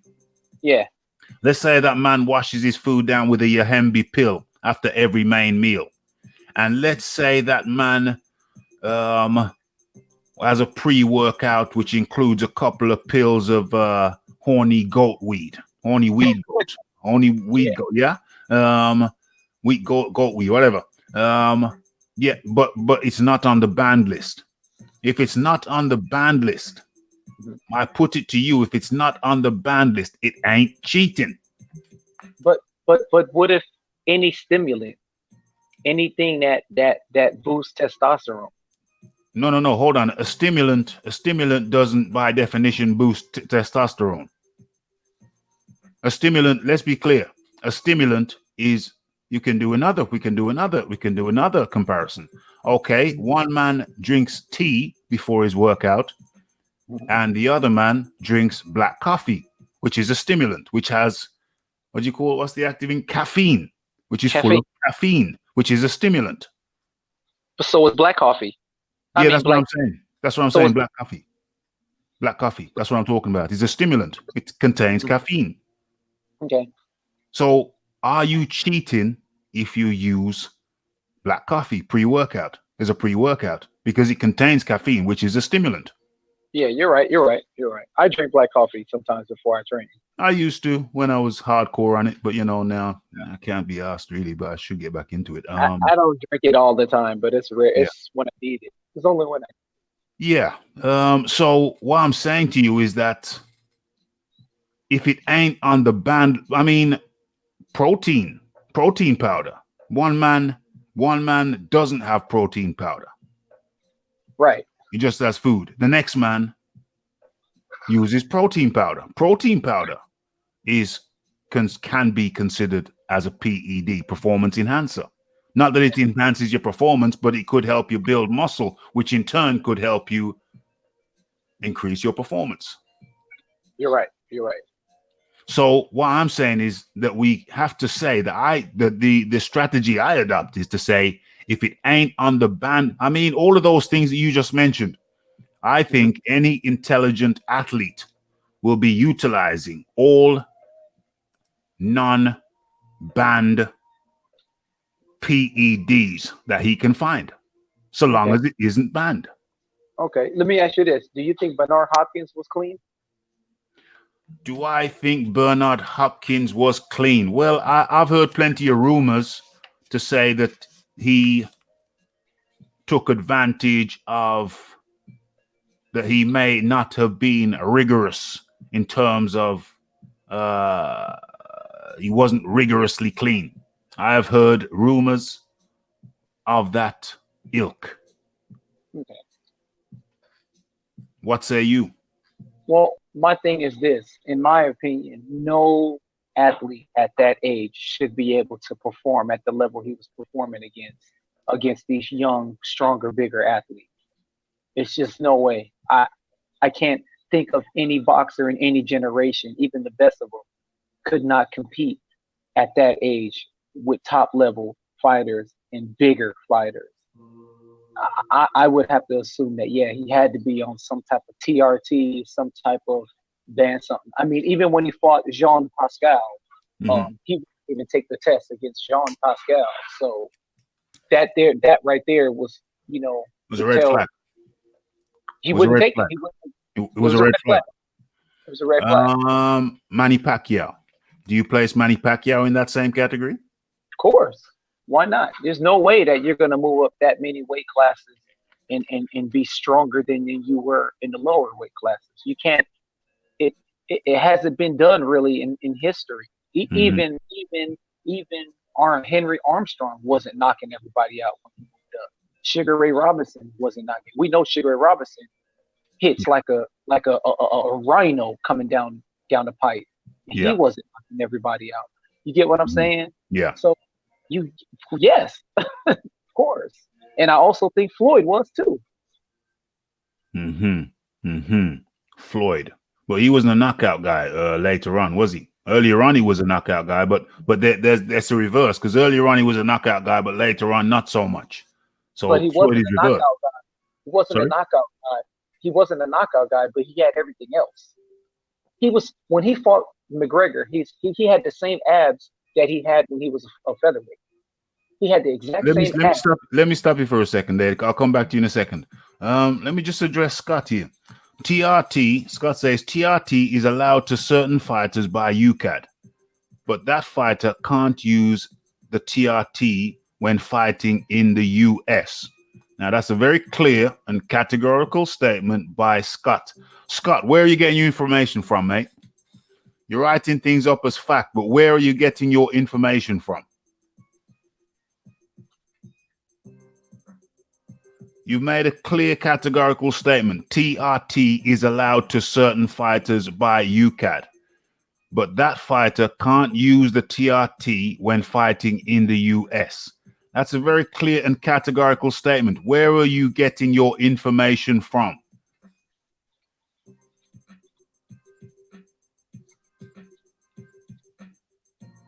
Okay, I'll come back to Scott in a minute. Okay, sorry to interrupt you. I'm going to get your name right this time. Ross Clot. Yes. No, what I was saying is, what was I saying? I forgot what I was talking about.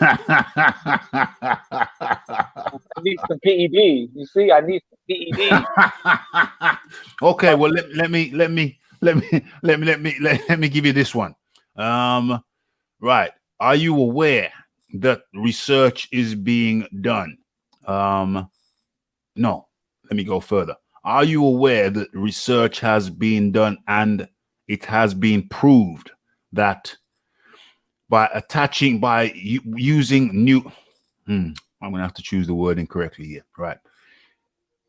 Studies have shown, I've seen a live documentary where certain sensors have been attached to a man's skull, a sportsman's skull, and certain impulses have been used on certain parts of the brain, which lead to enhanced performance by certain treatments, brain treatments, using stimulants. I mean, yes, by using brain pulses. Are you aware of that? No, I'm not aware of that. Okay, right. So, in this documentary I watched, it was a British documentary on the BBC, reputable, very, very reputable. It wasn't some little channel. Some reputable doctors demonstrated this method and this technique being used, literally working on the brain via, those things they attach to the body, the skull, the body, medical things. Yep, I don't know what they're called. And it was shown on scans and what have you, how they were reaching certain parts of the brain. And these individuals, these sportsmen, then went on the next day, the same day, the next day, the day after, to perform better than they would have done without the treatment. Are you aware of that? Before. I think I've seen something like that before. Okay, so what I'm saying to you is that people are focused on PEDs, TUEs, and what have you, but performance electrodes, electrodes. So PEDs, I put it to you that PEDs as we know them in the terms of injections and pills are, if people are thinking along those terms, they're already behind the game because the game has moved on from there. Right. There's other ways to stimulate the there body. Are other ways to stimulate performance. Yeah, I got you. So people thinking that performance enhancers only comes in a bottle. They're way behind the game. Way behind the game. There was a guy called T.J. Dillashaw. T.J. Dillashaw. I should bring him up on the screen, but I can't be bothered. So he was in the U.S. Did I do a video on T.J. Dillashaw? Yeah. Anybody interested? I'm gonna come back on in like 20 minutes. Yeah, no problem. Okay, so there was a guy called T.J. Dillashaw from the UFC, and he was known. I'm big on the Joe Rogan podcast. Before back in the day when I had a little bit more time, before I had my own channel, way before I had my own channel, about 2 years ago, I was. I've been a long time fan of the Joe Rogan podcast, and the podcast which I tended to listen to tended to be educational one in the sports field. Okay, so T.J. Dillashaw, UFC champion, Ultimate Fighting champion. Now, how does he connect with the Joe Rogan podcast? Okay, so the Joe Rogan podcast, it had, what's the actor called? The Australian actor in Hollywood, Mel Gibson. Yeah, Mel Gibson. Right. So there's an episode of the Joe Rogan podcast. And as a matter of fact, I'm going to write it down. I'm going to write it down right here in the permanent chat section, so people can remember to go. Well, if they're interested, they can check it out. So Joe Rogan podcast. Let me write it down live.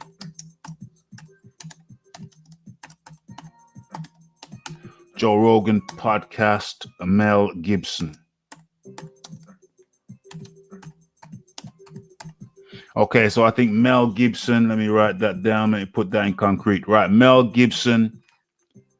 Mel Gibson has been on the Joe Rogan podcast, I think, more than once. But you're looking for the one where he's on with a doctor. Okay, now this doctor, that's in the permanent comment section. Okay, now this doctor, he works down in one of the countries in South America, and he works with stem cells. Stem cells. Let me write that down too. So Mel Gibson, Joe Rogan podcast, Mel Gibson, stem cells.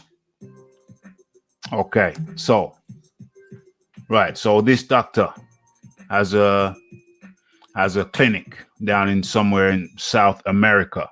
I believe it is in Panama, right? And they work with stem cells. Anybody knows about stem cells? I think most people should. It rejuvenates. It has rejuvenating qualities. It can heal. It can heal, repair, things of that nature. So, and people talk about a rich sportsman. Okay, let's stay on CJ Dillashaw. Let me write that down too. Let me edit that. Let me write that down too. People who are genuinely interested in that shizzle. CJ Dillashaw. Now, CJ Dillashaw had been on the Joe Rogan podcast, UFC. He had been on the Joe Rogan podcast. And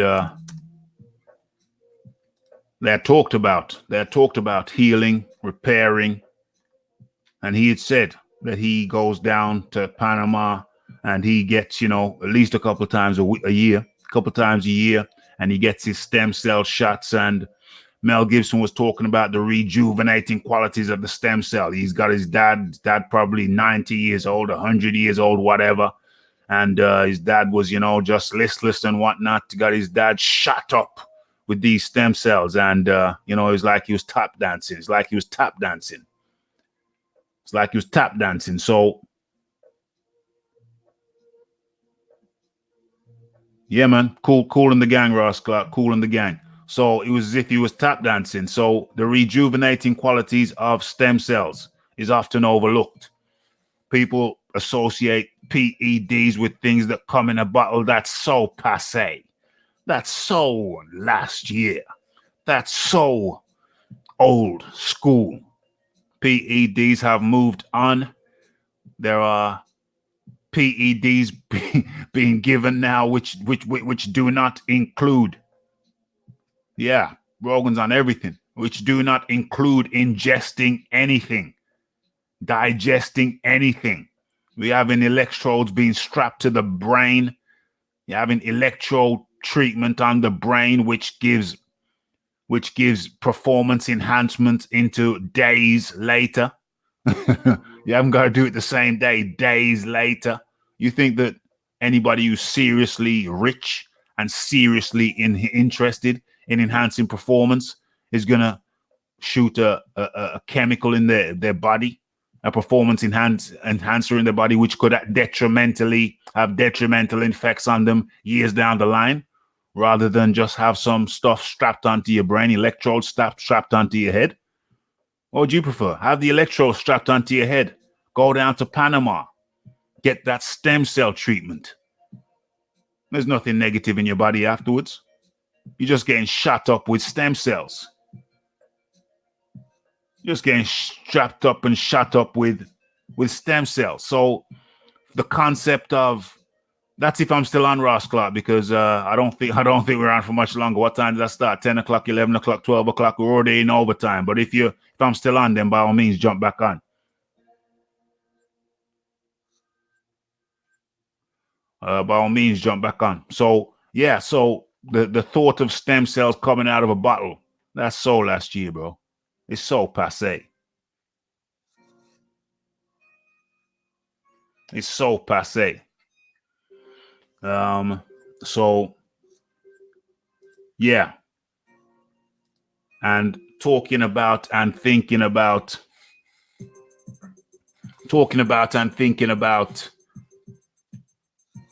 PEDs. They are natural performance enhancers. They are natural performance enhancers found in nature. And so the suggestion that rich athletes automatically go towards illegal PEDs and then pay people to cover it up. Yeah, I'm sure it's done. I'm sure it's been done.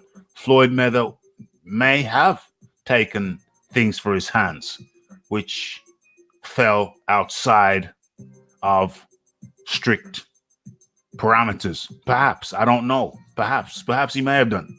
Perhaps he may have done. I don't know. Manny Pacquiao, there's been a lot of suspicion on him moving up weights and still keeping power. But he hasn't popped dirty. We can all suspect. Bernard Hopkins, big suspicion that he may have been on some stuff. But we don't know. It's speculation. We don't know. Klitschko, did I just say Klitschko? Did I say Klitschko? Klitschko, yeah. It's a lot of speculation, but he's from the USSR, where it was kind of, it was almost mandatory at one point for Olympic athletes. It was almost mandatory. So am I going to argue that Klitschko wasn't? No, because of the history of the USSR.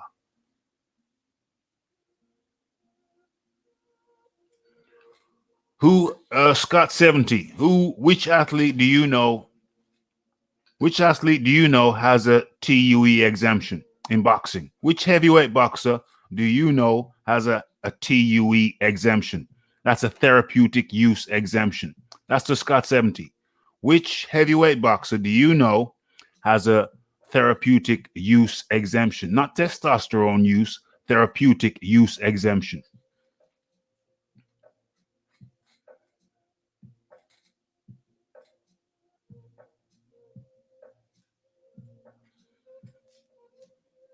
Yeah, I agree. Big Boys Boxing says I would prefer to inject some hard work. Where are we? I would prefer to inject some hard work with a side order of dedication. So when I won, I could reward myself with the knowledge that all I needed to win was me. 100%. 100%. But you see, I think there's a mentality among some. There's a mentality that if you win, you must have been on something.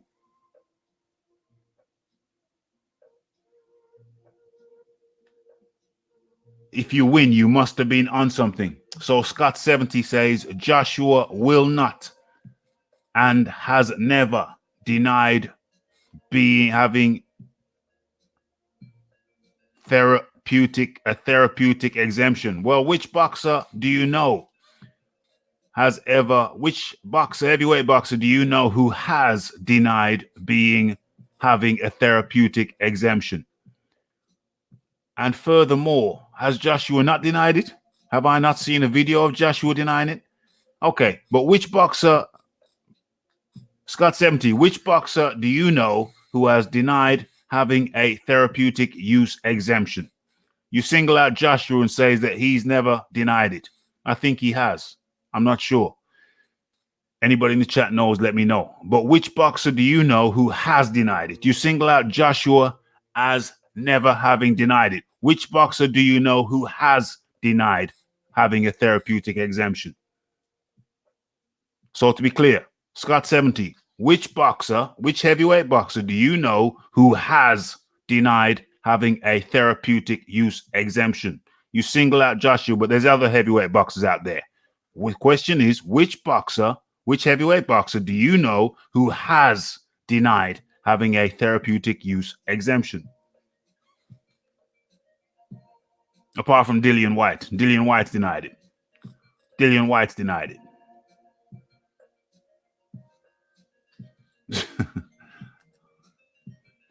Yeah, I'd have thought that was plainly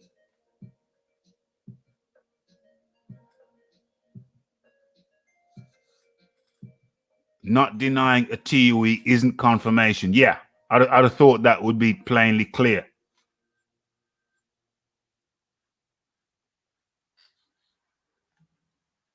Okay, back to Scott 70. So Scott 70 says, Joshua has been very publicly accused by Miller. Okay, so what kind of character reference is Miller when he gets popped full of PEDs? Now, Joshua also is on the VADA and British Boxing Board of Control testing. Yeah, so he's taking more testing than he was on more tests than Miller and has come up clean every single time. So why are you singling out the guy, the heavyweight boxer who gets tested the most? Why are you singling him out as being dirty? Why are you singling him out as being dirty? When basic common sense should suggest to you that the boxer is being tested the most, is the least likely to be dirty. What is your logic?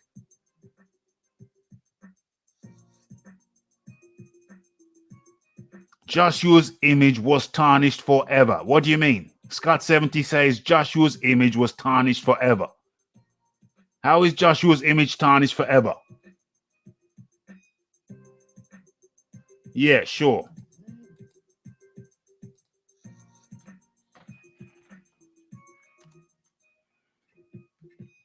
Scott 70 says Joshua's image is tarnished forever. How is Joshua's image tarnished at all, much less forever?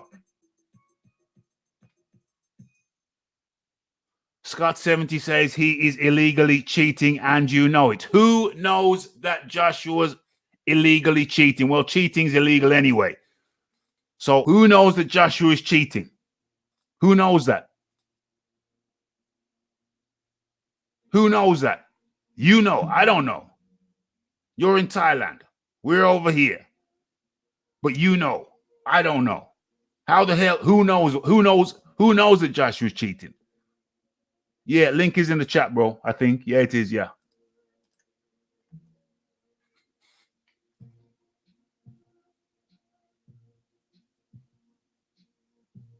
What the hell is your where's the logic in that?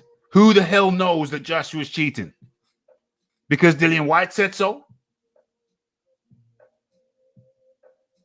All he has to do is a simple denial statement. All Joshua has to do is a simple denial statement. His denial statement is the amount of testing that he goes through. Rigorous testing by VADA, by the British Boxing Board of Control. Has Joshua not denied it? Strenuously denied it? Has he not? I'm not saying he has. I'm thinking, has he not?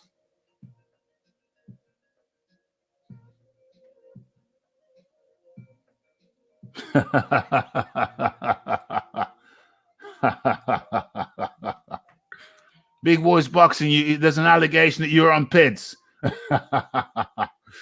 Hey, Boxing Square, jump on if you want to. The link's in the chat.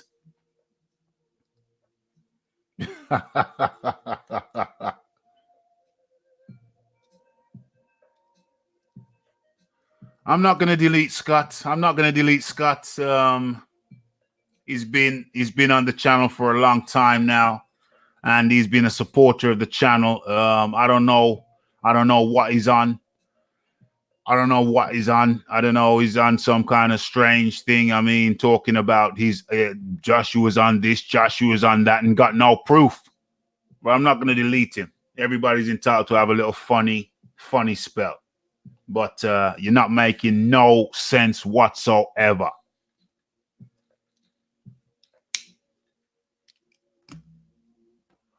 You're not making no sense whatsoever. Is rigorously tested.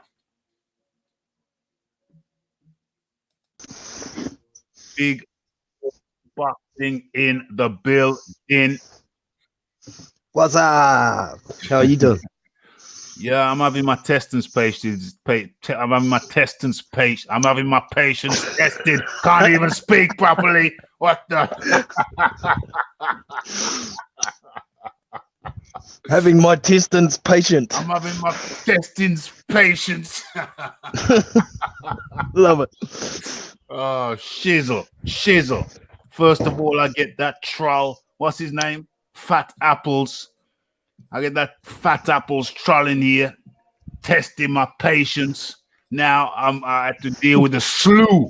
I had to deal with the slew of this guy's on this guy. Where is the proof? Where is the proof? That's just it. Not denying a TUE is not confirmation that he has a TUE, for starters. But a TUE, if he has a TUE, then he's officially legal if he's using something under the TUE. So how's he cheating? For starters, a TUE that are trying to get through some of these guys' heads. A TUE, T does not stand for testosterone. No, it's therapeutic use exemption. Yeah.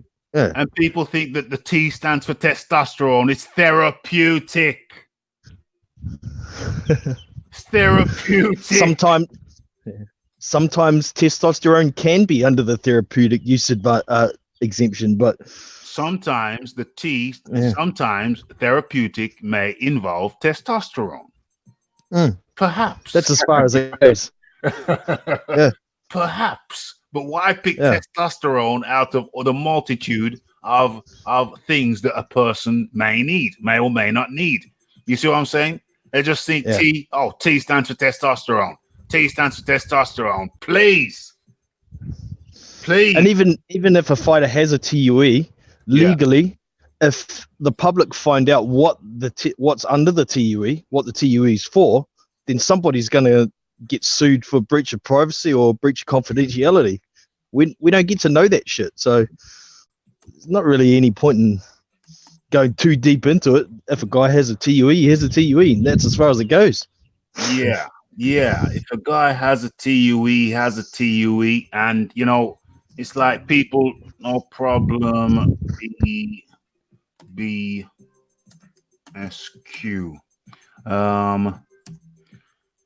Where are we now? Let me move that along. We don't want to give you a bad name. Boxing, big boxing's on big boys boxing's on PEDs. We don't want to give you a bad name, big boys boxing. Let's move that. I don't need drugs to perform, man. Oh gosh. Well, I got some horny goat weed, but that's merely an experiment, and I've had it for 6 months, and the bottle is unopened. I assure you. Never tried it. I just bought it one day. I never actually tried it. But now that Ross Clark is, I just thought it was some nonsense. But I was in the herbal store and I thought, let me grab some of that. I got some what do you call it, omega-3 oils. Picked up some protein, some hemp protein. Thought, let me try. I've never tried hemp protein, and only goat sweet. Let me try that. I mean, is it true or is it not true? Never opened the bottle, but now that Ross Clark's mentioned it, I'm saying, let me try that for a week. And I'll report back. I'll report back next Monday to see if I see. But you see, I read extensively about things. If I'm interested in something, something catches my eye, I read extensively about it. And according to the research I did, it's like a month loading phase. Okay. So I don't see how a week is gonna, somehow I'm gonna see a difference in a week. But just in the interest of science, I will try it for a week and report back next Monday about the horny goat weed. If it's a performance enhancer, I will disclose the data to a certain degree. Yep. No professional boxing while you're on it, eh? No professional. No, hey, I'm not gonna be hey. I might. Yeah, who's to say I don't make my way down to Dillian White smoke Sundays? Who's to say? Yeah. Who's to say I don't pop down there and bust some asses? some, what's it called? Horny goat weed. Horny goat weed. Horny goat weed. It takes a month to load, according to what I read. It takes a month to load. I'm not interested in that month to load business, malarkey. Yeah, so let me see any controversial statements in the chat that I need to address.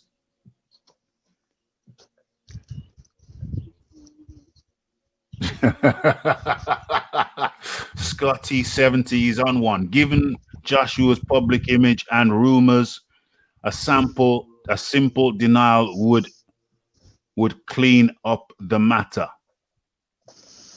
TUEs for TRT are cheating.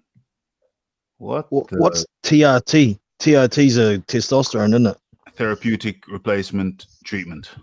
Okay. Therapeutic. Yeah. Oh, testosterone. Oh no, it is. It's testosterone replacement. Yeah, you're right. It's testosterone replacement treatment. Yeah. Yeah, you're right. Well, see, yeah, you're right. Okay. I used to do some athletics as a teenager, and I had to have a TUE for some prednisone asthma inhalers. Okay. You know, it could be something like that. Yeah. Because that gets picked up in drug tests. Oh, yeah. Oh, yeah, I see. Yeah. For the asthma and that shizzle. Yeah. Well, that makes perfect sense. That's perfect. You know? So, and there is prednisone is a steroid.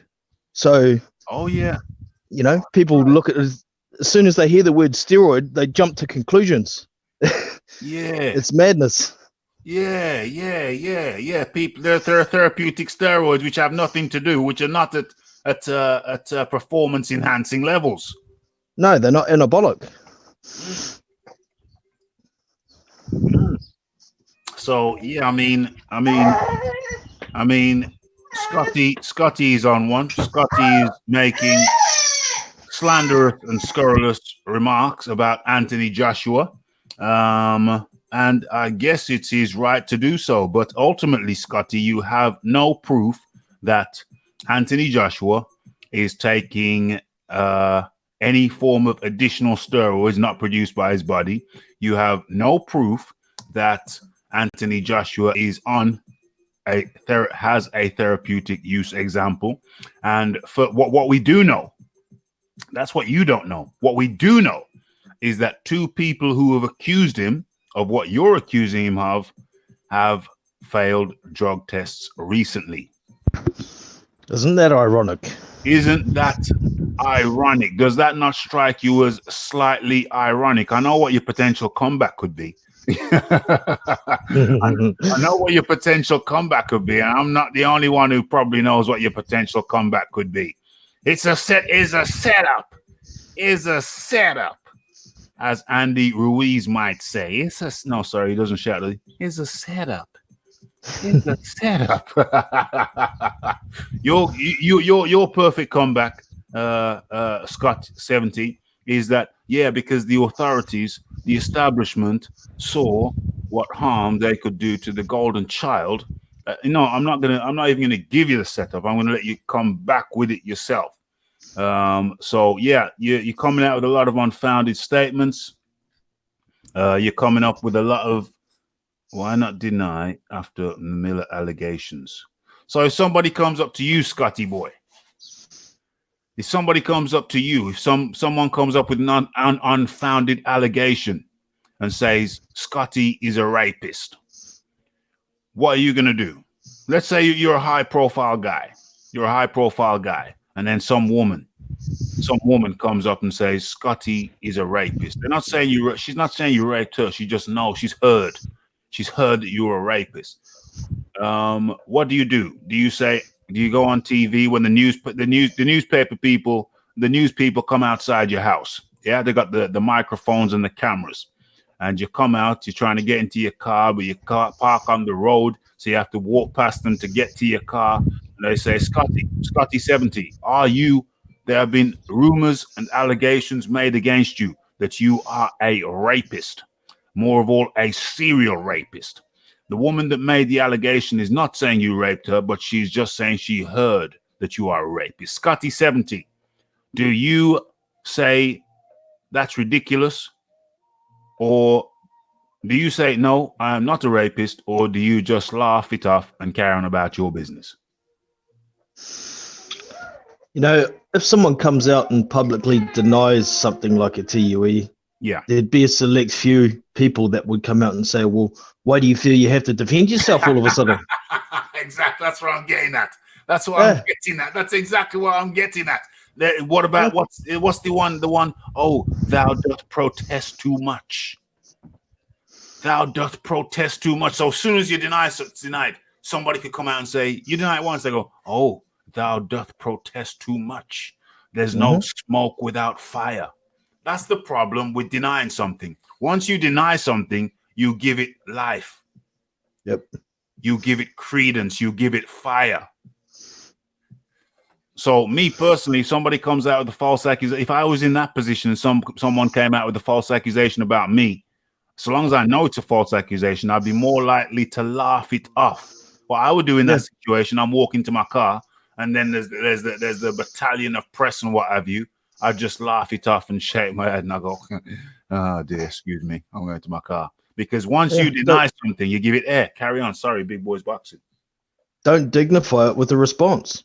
100%. You cannot dignify certain allegations which you know to be incorrect with a response. Once you dignify it with a response, mate, I believe it grows. Indeed. I believe it grows. So let me take a quick look through this crazy chat that we've had tonight, starting off with that troll, Fat Apples, and cheeky fella. You don't come around here no more, boy. Where are we? Let me have a look through some of these comments. I'm going to have to go back on archive. I didn't see the troll bits. Ross Clark has read. What did you just say? Ross Clark, with you in a second. What did you just say, Big Boys Boxing? I missed it. I just have to go back on archive to catch what Fat Apples was trolling about. Oh no, he was just consistently. First of all, anyway, it starts at the very beginning when he made some kind of allegation that his comment had been removed. So then I went to some length to explain to him the process of first of all, which comment where. So I think he's referring to a video. So I went to lengths to explain the process of posting a comment in a video and the filtration system, when certain things get filtered and withheld. So it's not that if your comment doesn't show, it doesn't mean it's been removed. It just means that it may have been withheld. And the only way it will show it once it's been withheld is if I physically go back into the withheld section. Manual review. Manual review. So I explained that. And I said earlier, I'd be drinking my coffee. And he said something about cheap coffee. Yep. So I'm thinking, okay, that's a bit cheeky. I think you're referring to, all right, whatever. Let that go. And then later on, what does he do later on? Oh yeah, he says Raphie. Oh, he's in reference to Floyd Mayweather.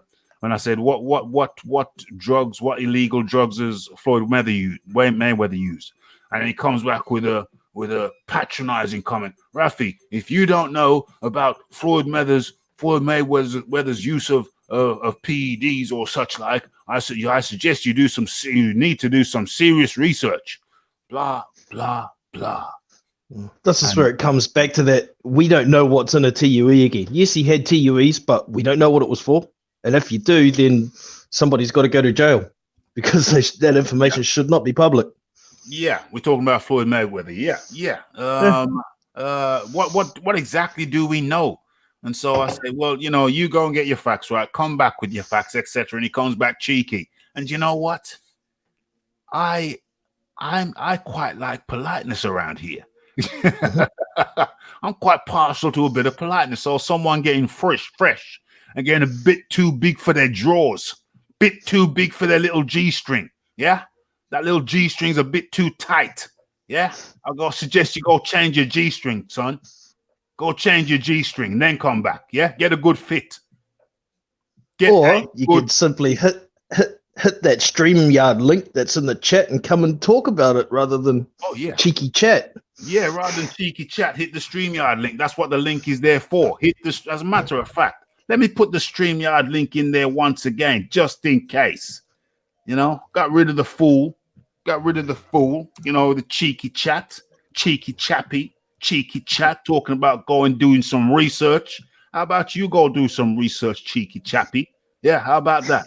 How about that? Change your G-string, get one that fits you properly. Yeah, more streamlined when you wear your skirt. Yeah. So, yeah, all right. That's my response to the fella, the cheeky chappy. Cheeky chappy. Ross Clark in the building. What's up? What's up? How you doing, What's bro? up, Ross? What's up? What's up, big boys boxing? I'm just chilling, listening in. I'm lost. I wasn't on. What were you guys talking about when I left? Rule lost. Rule lost. I We got lost you. at sea. Lost at sea. Mayday. SOS. I got right. Yeah, well, I mean, the whole damn chat turned to a PED discussion. I don't know how that happened. I think Fat Apples led the way. I think he dragged you. You was in the wake. You was in the wake of it. You was jet streaming on it. You know what I'm saying? You was on your jet skis. Was it all initiated by that comment that drug testing should be scrapped? Oh yeah, who said that? I can't remember who said that, but I did see that was ages ago. Yeah, it was in. That was Fat Apples. That's Fat Apple said that. Fat Apple said that. Turn into cider. Yeah, turn them fat apples into fat cider. Yeah. I got no objections to there being a separate division for PED use, but what about the clean boxes? What about the clean boxes?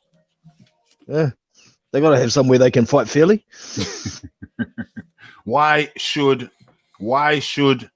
PEDs are associated with all manner of illnesses? You know, you got Scott Light. You're Ross Clark. You're an American. Scott Alizo, some American footballer. Alizo. He boxed Muhammad Ali in an exhibition match back in the day. Alizo, American footballer, big American footballer. Okay, go ahead. You can't hear me. Now I can. Big Scott Alizo. Yes, he had a brain damage or something, brain cancer or something, right? Yeah. But the common perception is that he got that via concussions in American football, right? Yeah, along with probably using steroids as well. Yeah. Because I'm very into. Like I said, I've already said before. I'm very into from the knowledge of performance enhancers. Very big into that. Me personally, I've never taken any kind of chemical to enhance my. Me either. Excuse me. Me either. Yeah. I've never taken any kind of chemicals to enhance my sporting performance at any point in my life. However, I've always been interested in the knowledge, and so I'm a member of certain groups which discuss such matters. Of course, I work in the fitness industry, so I need to know. I prefer to have an extensive knowledge of such matters, and I make it my business to know about such matters. Now, this guy Alizo, whatever, what I've heard from someone who is close to him, someone who's big in the performance enhancing business, and someone highly knowledgeable in the business, an American fella, now living in Mexico. He said he trained with him every day. He's a trainer. He said he trained with him every day for 2 years. Scott Alizo, whatever. And he Lyle. Scott, Lyle Ozido, Lyle. Uh-huh. He used to take the original form of growth hormone, and that came from human cadavers. Wow. Yeah. Now, growth hormone found in the pituitary gland in the brain. The original growth hormone was taken from cadavers. It was pituitary gland, the particular part crushed up, powdered, etc., etc. Now, the problem with Wow. that is, Now the problem with that is, have you ever heard of Jacob Creutzfeldt, i.e., mad cow's disease? Yes. Yeah, mad cow's disease. There was an outbreak in England, I don't know, about 20 years ago, where people they were crushing the brains of cows and mixing that in with meat, and including beef burgers, meat products, mince. And what had happened, there'd been an outbreak in the UK, but of course it was too late to stop it. It would already got the meat had already, the mince, the beef burgers had already got into the human chain. So basically, people were eating meat which was contaminated with some of the brains of these cows who had the disease. And so human beings started getting the Jacob Creutzfeldt disease as well, or commonly known as mad cow disease. Now, in the case of Lyle Alzado, he was among some of the people in America who had been using youth growth hormone from cadavers.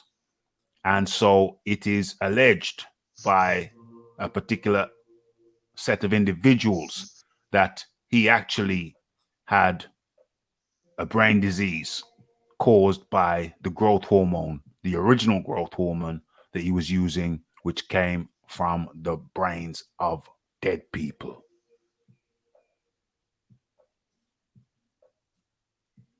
So I don't know how I got there. I think we're talking about performance enhancers. Performance enhancers, human growth hormone. I'm trying to track my thoughts back to the original source, which I can't do at this point. But yeah, so I've always been interested in that stuff. And oh yeah, I know the source. I know where I was going. Okay, so the problem with I know exactly where I'm going, where I'm coming from with this. Right. So you big boys boxing, you said you made the point, interesting point. What about people who want to be clean? Yeah, and there's a very good reason to be clean. One being that you're not going to run the risk of dying from certain diseases which are associated with certain performance enhancers in chemical form. Big boys boxing. Yep, agreed. There's always the risk that something may react. I mean, there's always research that we've done about certain drugs, but in some cases, there's going to be adverse reactions with different people and whatnot, and it can happen. So you are putting yourself at risk by taking performance enhancing substances, and even the things you were talking about before with electrodes on the brain activating different parts of the brain to help you perform. We don't know the effects of what that's going to do to people either. So whatever you do to try and enhance your performance that is unnatural, there's always a risk something could go wrong. 100%. And so athletes who choose to just get by on their natural athletic ability or trained in conjunction with their training, in conjunction with good eating, nutritious eating, they have a right not to put themselves at risk by taking synthetic performance enhancers which are associated with some illnesses. Ross Clot. I think like it's dangerous. Like bodybuilders take testosterone therapy. They do testosterone therapy, growth hormones, and anabolic steroids. And when you're using all three, your organs start to grow. They start to inflate, and it just causes all types of health problems. And I think if a boxer once they start using like anabolic steroids, that's to me that's past PED. Like that's something else. Like that's It's like mutating yourself. beyond albuterol. You know what I mean? Yeah. Can you say that again, please? It's like mutating yourself. I got a bad reception. Yeah. What I was saying is, if you're using, You got a bad reception. Can you hear me now? Yeah. I can hear you. I can hear Jump you. off. I can hear you. What I was saying is, when a boxer is on anabolic steroids, to me that's beyond PEDs. Like when you get busted using anabolic steroids, you should be banned from boxing. Yeah. I mean, you should be banned from boxing. Yep. You're trying to kill the I'm guy. done with it. Like, what are you trying to do? You know what I mean? Like, I don't know. Yeah. All the stuff that Big Baby Miller was using, every single thing put together, it's making him a Captain America super soldier. Like, he should have been banned from. Yeah. Agreed. Yeah. I mean, he had three. First of all, before I respond to your statement, good statement. Scotty 70, you continue to make allegations which are unproven, my friend. You know, I've just had to delete one of your comments which said that. In fact, I'll read exactly what you said. I'll read the comment which I have just deleted. Okay, here we are. Right. So you say, Scott 70, Miller's allegations were true and AJ has not recovered. So there's two statements you made there, two allegations. One, you say that Miller's allegations were true. You have no proof of that. And then you say AJ has not recovered. How could he recover from an allegation of which there is no proof? Or how could he not have recovered? I've deleted that comment because it's... Sorry? There's nothing to recover from. There's nothing to recover from. So I've removed that comment based on you making a statement of which you have no proof. You say Miller's allegations were true. You have no proof that Miller's allegations were true. And then you're going to say AJ has not recovered. Well, there's nothing to recover from. So that's why I removed that statement. You know, when Miller was in line for that fight, in that where he said there was TUEs, he said he's seen the TUEs. Oh. How was that possible? How Miller doesn't get to see any TUEs that his opponent's on? No. Doesn't work like that. That's confidential medical information. Yeah. He's lying. So there's no validity to his comments whatsoever. His comments, Miller's comments. You are taking a proven liar in Gerald in Jarrell Miller's. You're taking Jarrell Miller. Raphie, you are behind the chat. I'm seeing your comment there, Ped. So that means I'm right in line with the chat. I had to go back for that one. Sure. So yeah, you're taking the word of a proven liar. You are taking the word of a proven liar as gospel. Does that make sense? Well, he's Scott 70 goes on to say, well, his career took a dive since the allegations. How did his career take a dive? He took a loss. Nothing to do with the allegation. How is a loss? How is Joshua taking a loss? Anything to do with the allegation? Oh, God, I think I already know what the answer is. Okay. So, okay. So, Big Boys Boxing, you were going to say something. I hope I probably. No. I was kind of butting in on the conversation that you were on anyway. Sorry. No, carry on. If you remember what you're going to say. Basically, look, you covered it. Miller's a proven liar. He was going on about the tests being bullshit. The first one when he first got caught, and then he got caught, and it turns out it was a lie. So I'm like this with anybody, not just boxers. If somebody lies to me, from then on, I can't take anything that they tell me seriously. You can't. So why should it be different for somebody who's famous? Doesn't make any difference. A liar is a liar. A liar is a liar is a liar. A liar is a liar is a liar.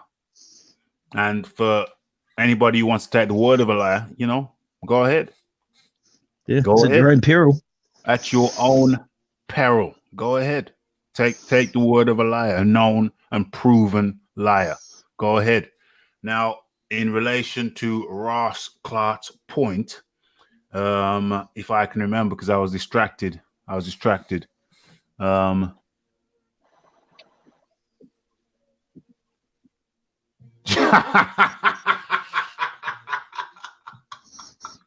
Have you just read that last statement?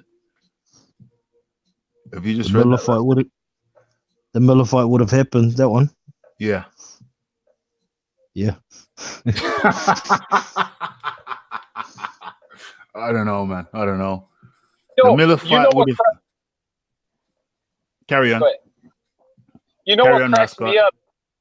We know what cracks me up is everyone automatically thinking that Jarrell Miller was just going to beat Anthony Joshua just because Ruiz did. First of all, Miller, without the PEDs, he's not even a big puncher. Second of all, Ruiz wouldn't even beat Ruiz that night. Ruiz would beat Miller just like he did Anthony Joshua. Like that whole Miller would have did the same thing, or Wilder would have did the same thing. You can't say that because they weren't in the ring with him. It was Ruiz that beat him. People seem to be overlooking the fact that Joshua's opponent changed. Joshua pretty much faced Joshua had experienced two different opponent changes for that fight. There was Miller. He was the original guy. Then with Ortiz saying, "Yeah, I'll take that fight. I'll take that fight for free." Joshua then thought he had Ortiz. Then they muck around, take their time, and then muck around, and then they decline the final offer of $7 million. So now he basically, within the space of a week or two, in the space of around 10 days, he faced two opponent changes. Yeah, I remember that. So people are overlooking that as a factor. It's definitely a factor. Go ahead, big boys. Yeah. Go ahead. And as for the Miller would have beaten Joshua, man, who knows how long that dude's been on PEDs? There's no other 300-pound boxer that can just go and go and go and go. So was it the PEDs making him what he was? Because that's all he's got. He's like you guys were saying, he hasn't got a big punch. He's not a great boxer or anything like that. He just throws a shitload of punches. And if he hasn't got the PEDs to help him throw punches for 12 rounds, then he might not be the pressure fighter that he is well known as. So who knows? Agree. Yeah, I mean, I agree. Yeah, I mean, he was known for being abnormally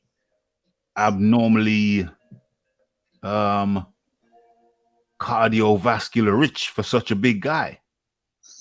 Yep. It's not normal for such a big guy to have such stamina. It was an anomaly. He was an anomaly. Don't forget, he got popped for steroids when he was a kickboxer too. And he got popped for steroid for PEDs, steroids when he was a kickboxer. So he has a history of PEDs. Yeah, up until he got tested, I really enjoyed watching Jarrell Miller because he's a phenomenon. But now that maybe he's a phenomenon because of PEDs, I'm not so keen on watching the dude anymore. No, I'm not either. He was known for being a phenomenon. Yeah, absolutely. But because we now know that was most likely, logically, down to PED use, then no, my interest has significantly waned. His credibility's gone. His credibility's gone. He's a PED user of epic proportions. It's not like he had one strong substance. He had multiple strong substances in his body. Yeah. And, you know, it seems like everybody's thinking that Ruiz is given the blueprint on how to beat Joshua, but that's totally disregarding all the stuff you've just talked about with changing different opponents 3 times within 3 weeks to go before the fight. So if he's got a full camp before the fight against the opponent that's confirmed from months out, could be a totally different story. We're going to find out. We're about to find that out. But I mean, you know, the changing of 2 different opponents within a 10-day period with a few weeks out from the fight, that can be a significant factor. It's pretty rough. Yeah. You know, I mean, that's not usual. I mean, maybe sometimes you can have a change of opponent. Yeah, sure, late, and that's tricky enough. But having 2 changes of opponents when he was pretty sure that I'm reading this chat here. It's been a crazy chat tonight. Absolutely bananas. When he was pretty sure he was facing Ortiz after Miller dropped out. And then he's not facing Ortiz. Now he's facing a different guy. Come on. That's got to be.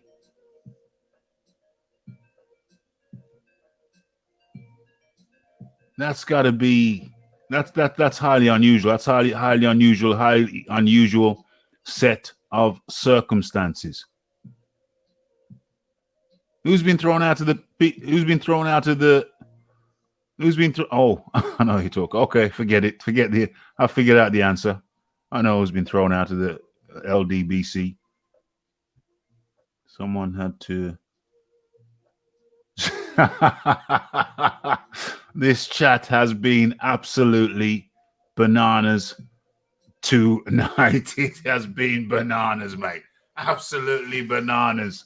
Yeah. Where am I? Where's my thought process? Yeah. So going back to earpiece died, said Ross Clark. No problem whatsoever. It's been a crazy chat tonight. Absolutely bananas. What does PED say? Someone who lied to them about funding them with money didn't. Absolutely crazy. Yeah. This is from Scott 70 says what Joshua and the team knew Miller was dirty. That's why they picked him pretty much. And I'm like, the whole boxing world knew he was dirty. There was a lot of guys, including myself, that suspected something wasn't right because he was a phenomenon. But choosing an opponent that's going to get popped 3 weeks before the fight, that's not smart. I can't see how that would be beneficial to Joshua and his team. That's just dumb. That's just dumb. That's just dumb. I think Scott 70's pretty much convinced himself that Joshua was dirty, and that's that, even though there's no real proof. So I don't know. Good luck with that, Scott. Yeah, good luck with that, Scott. You know, I mean, you don't seem as if you're amenable to logical discussion. So I don't know what I can tell you, bro. I really don't know what I can tell you. You're going off hearsay, speculation, no hard facts, and that seems to be good enough for you. So if that's the case, Scott, then good luck with that, bro. Good luck with that. Good luck with going off speculation. Good luck in not having any respect for facts. You know what I'm saying? I don't know what I can tell you. I mean, I think you took a turn, Scott. You took a turn in a video I did about Fury. Let me see if I can. You were acting very erratic during the discussion in that Fury video. Let me go back and see if I can find it. Where is it? Is it the one where was it the one, Scott, where I made the Tyson Fury restrained by 10 security guards? Was that the one? Was that the one where you started acting out, Scott? Tyson Fury restrained by 10 security guards at the WWE? And that seemed to be a trigger point, Scott. You seem to be very upset about some elements in that, and you seem to get upset about that. I don't know. I've made some videos about Fury's cherry picking, about Fury fighting lesser opponents, about my view that Fury's linealship is not of high caliber. Yeah, Big Boys Boxing. I see Scott again. They popped Miller after the allegations stung AJ. Oh, and then he's further down. He's got Pure Logic. That's pure speculation for me. Scott, your speculation isn't logic. You started acting kind of upset in one of my Fury videos. Now, if you're a hardcore Fury fan, I can understand that. I have gone in on Fury because I don't like his cherry picking. I don't like the fact that he's picking low-hanging fruit. I think that he's lineal, and I still have to have a debate. With boxing librarian. Said he'd like to come on the next time we have a lineal discussion. So I'm going to arrange that within the next 7 days. If not Wednesday, then next Monday. I have to contact boxing librarian on that. Big Boys Boxing, you're welcome on that. I think John Dealey wants to jump in on that. John Dealey's welcome on that. So we're going to have a discussion, a roundtable discussion on the Tyson Fury's linealship. I question I have certain arguments about linealship, and I have an argument which centers around the question or my hypothesis that you have strong linealships and weak linealships. I don't think all linealships are the same. I think you can have a strong lineal and a weak lineal, and it's my contention that Tyson Fury has a weak, even if he is lineal, even if we accept that he is lineal, his linealship is weak. He shouldn't have been in the ring against Klitschko because he was known to be a drugs cheat, and he should have been serving a suspension. But you can say, okay, disregard that because he was in the ring and he did beat Klitschko. Okay. So fine, yeah, you can say that. But then immediately after that, he was drug cheated again with cocaine this time, and then he couldn't come back to fight. He retired because if he wanted to fight more, he'd have been suspended. So he retired, which some bodies claim that or see that as the end of a linealship. Other bodies do not. Okay, fine. So he comes back and he fights weak opponents. Fine. He's been on the couch for 2.5 years. Fine. And then he comes back, fights 2 weak ones, and then fights Deontay Wilder. Fine. That's good. That's good. And then since then he's fought two more. Who's he fought? He's fought Schwartz and Otto Wallin. He's fought 2 more weak opponents. So to me, that all adds up to a weak linealship. He hasn't beat a top 10 guy in 4 years. That's a weak linealship. And I think, Scott, that you got a bit upset about some of those videos. I suspect. I don't know that as a fact. That's supposition on my part. I'm not claiming it to be a fact. You see, there's a difference there. That's speculation on my part, different from fact.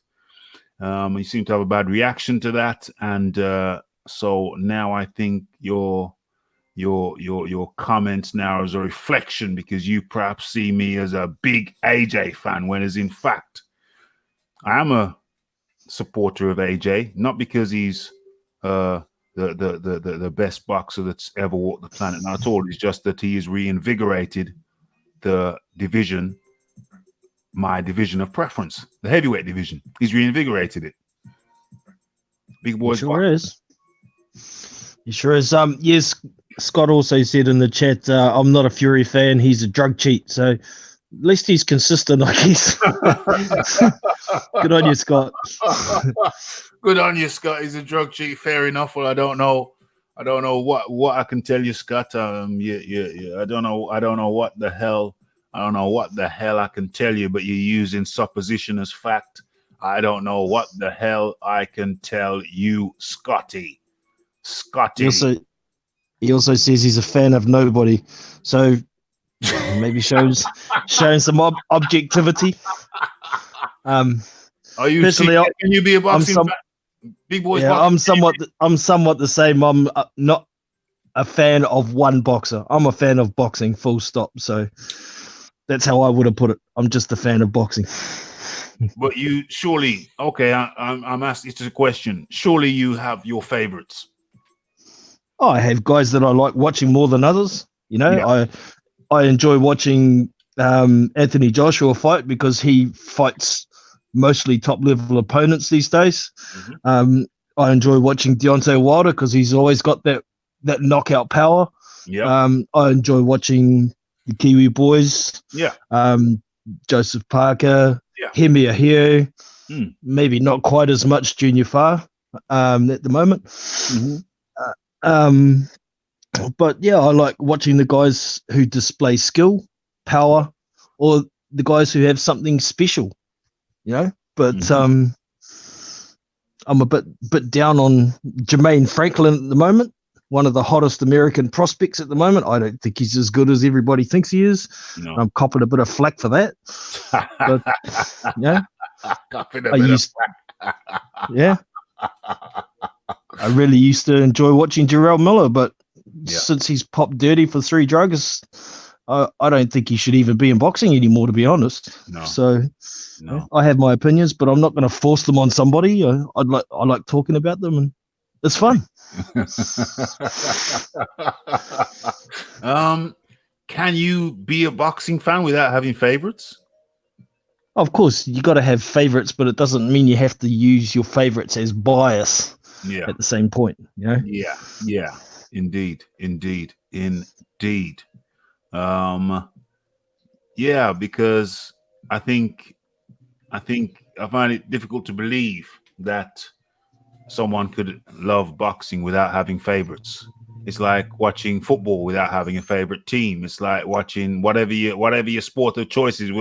You know, surely to get involved in it, to get emotionally revved up, and you know, to make you jump out of your seat to a vertical leap, you know, you have favorites. Surely, even in a horse race, you pick a horse. If you're going to watch a horse, I'm not into horse racing, but you know, if there's a race on and you see it from the start, then you pick one. You go, I hope that one wins. I want that one to win. Oh, this one's going to win. Oh no, he's losing. He's fell over. Oh no, you know, that gets you more revved up, does it not? Picking one. Sure does. It's like I dabble a bit with few small bets in boxing these days, and once I put a bet on a fighter to win by such and such a method, I'm biased as hell while I'm watching that fight 100. Because I've got a bet on it. But if I don't have anything on it, then it's just watch it for the enjoyment of the sport, and you know, got to appreciate the skill when it's shown, and appreciate the grit and the dog in some fighters, and you know, give them credit for when credit's due. Absolutely. Yeah. And so, I mean, my liking of AJ is not because he's a spectacular boxer. It's just because he revitalized the sport that and a division that, you know, a lot of people had gone away from under the Klitschko reign. Yeah, man. I was a big-time boxing fan before the Klitschko reign. But for almost 10 years, I hardly watched any boxing. Same. Yeah. Same. Totally the same. I switched over to MMA. Yeah. Not I just went watching. hardcore on rugby. Oh yeah. Yeah. I just started to go to an MMA gym. Yeah. Because of the Klitschko's. Yeah. The Now Klitschko exiled me from boxing. Yeah. Now the big clit's gone. The big Klitschko. We're all back. Yeah, we're all back. We're all back. Rejuvenation, hooray! And AJ played a part in that, and so that's really my interest in AJ, because he brought me back after the Klitschko's kicked me out, and AJ opened the door and said, "Come on back, son. Come on back in. Come on back in." So that's my position. It's not because he's some awesome boxer. It's just he revitalized the damn sport and got people in, men, women, children. He brought them all back in. And so I do appreciate that, but that's what that is. That's the long and the short of that story. And now it's a question of, can he rebuild? Can he rebuild? That's got us curious again. Well, if he can, there's a chance that he could become an ATG. Yeah, one day. And that would be fascinating, because he's a guy who I see as having limited skills. I don't see him as a natural flowing boxer. All these muscles that people are talking about, oh, he's on this, he's on that because he's got muscles. I don't think those muscles help you in boxing particularly. No, I've always been of the view, ever since Anthony Joshua went pro, and just watching his style, he looks like a manufactured boxer, if you know what I mean. Yeah. He doesn't look like a natural athlete. I mean, sure, he's got the muscles of to look like an athlete, but the way he moves, he doesn't look like it's natural. So Correct. He's done pretty well to get where he is today. Good for him. That's part of the appeal. That's part of the appeal. It's somebody who really, I mean, I think, natural athlete, but not natural boxer. Not natural boxer. He's got up against it. I mean, boxing, boxing is not really for the muscle bound, as far as I'm concerned. No, it's not good for stamina, man. No, it is not. No, it is not. So to me, in a sense, he's like fighting an uphill battle, but to me, it's enjoyable watching that uphill battle and to see what he's done against perhaps other people with more fluid skills, but I think I appreciate the grit and the determination it takes for someone to start boxing at 18, when a lot of these guys start boxing when they're 7 or 8. Yeah. So 10 years after a lot of the guys. These kids, these champions, a lot of them tend to have been in the gym when they were 7 and 8. Yep. So, it's part of watching that journey. You open the door, a lot of us came back in, and it's part of watching that journey. So, that's the interest that I have. Yeah. For you guys over there, there's also got to be an element of patriotism as well, of course. Of course there is. Of course there is an element of patriotism. But that said, we've got a selection to choose from. We got Fury, we got Joshua. Then behind them we got Dillian White. Then behind him we have your likes of your Gormans and your Daniel Dubois. Yeah. Just a question of interest for you guys over there. I know you've got football or soccer as your number one sport. Yeah. Would boxing be close to number 2, do you think? There's boxing, there's rugby, there's cricket. I mean, there's football, there's rugby. I think rugby might be second. I think boxing comes before cricket. That would be, hey, guys in the chat, put your order of preference. I'm saying, in terms of crowd pull, I'm saying it's football, which Americans know as soccer, football, rugby, boxing, then cricket. I think those are the top 4. But people in the chat, you feel free to make your assessment. If it's the same as mine, do so. If it's different to mine, do so likewise. Just give your opinions. Give your opinions. I'm looking through this chat right now.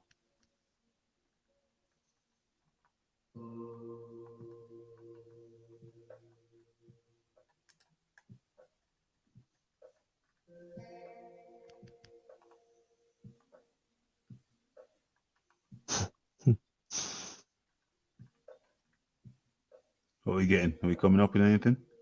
Nothing, mate. Is that? Nothing. Okay. That's no problem. That's 69. Who the hell 16? Oh, Takashi. Not sure on rugby. Not sure on rugby. Football number 1 for sure. I guess we don't know who's from the UK and who's not. Yeah, either, I know the UK guys. Guys. PED from the UK, Scott's from Thailand, Butch's crazy from the US of A, but spent some time in the UK. Yeah, I know all of these guys. Toby Bartlett, UK. I know all of these guys, and from whence they henced. Okay, so this turned into a PED special somehow. Toby Bartlett, UK also. Toby Bartlett, Ped's from Scotland. Toby Bartlett, I think he's from up north. He's a northern lad. Toby Bartlett, say you're a northern lad, mate. Anywhere near Manchester. Yeah, so this turned into a PED special, which lasted for 3 hours and 16 minutes. So clearly that's what the people want to talk about. I just went with it. PEDs in sport. I think what was the original hypothesis? Okay, the original hypothesis, Big Boys Boxing, is they're all on it. They're all doing it. They're all cheating, mate. They're all cheating. They're all on it, Big Boys Boxing. What say you? We're coming to the close. They're all I think there is a lot of boxers or just people in sport that do take performance enhancing drugs and somehow get away with it. I mean, there's a lot of drugs that can hide other drugs these days. A lot of people seem to be able to get information for testing schedules and stuff like that when they're not supposed to have that information, and they get away with it. But I don't think there's any more than 50% of people that try to get away with it at some point in their career. Yeah. And that's the way I'd like to keep it. I'm probably wrong. There's probably a higher percentage, but I like to have a bit more faith in my fellow man than most others do. Yeah. And I'm always up for not spreading rumors about somebody taking drugs unless there's proof for it. Yeah, I'm big on that as well. I'm big on proof. Don't make allegations. I hate false allegations. I hate allegations without substantiating, without the person making the allegation being able to substantiate it. I really hate that. Because you can say anything about anyone. I just think it's uncouth. It's uncouth to make allegations without substantial, at the very least, substantial supporting evidence, and preferably just facts.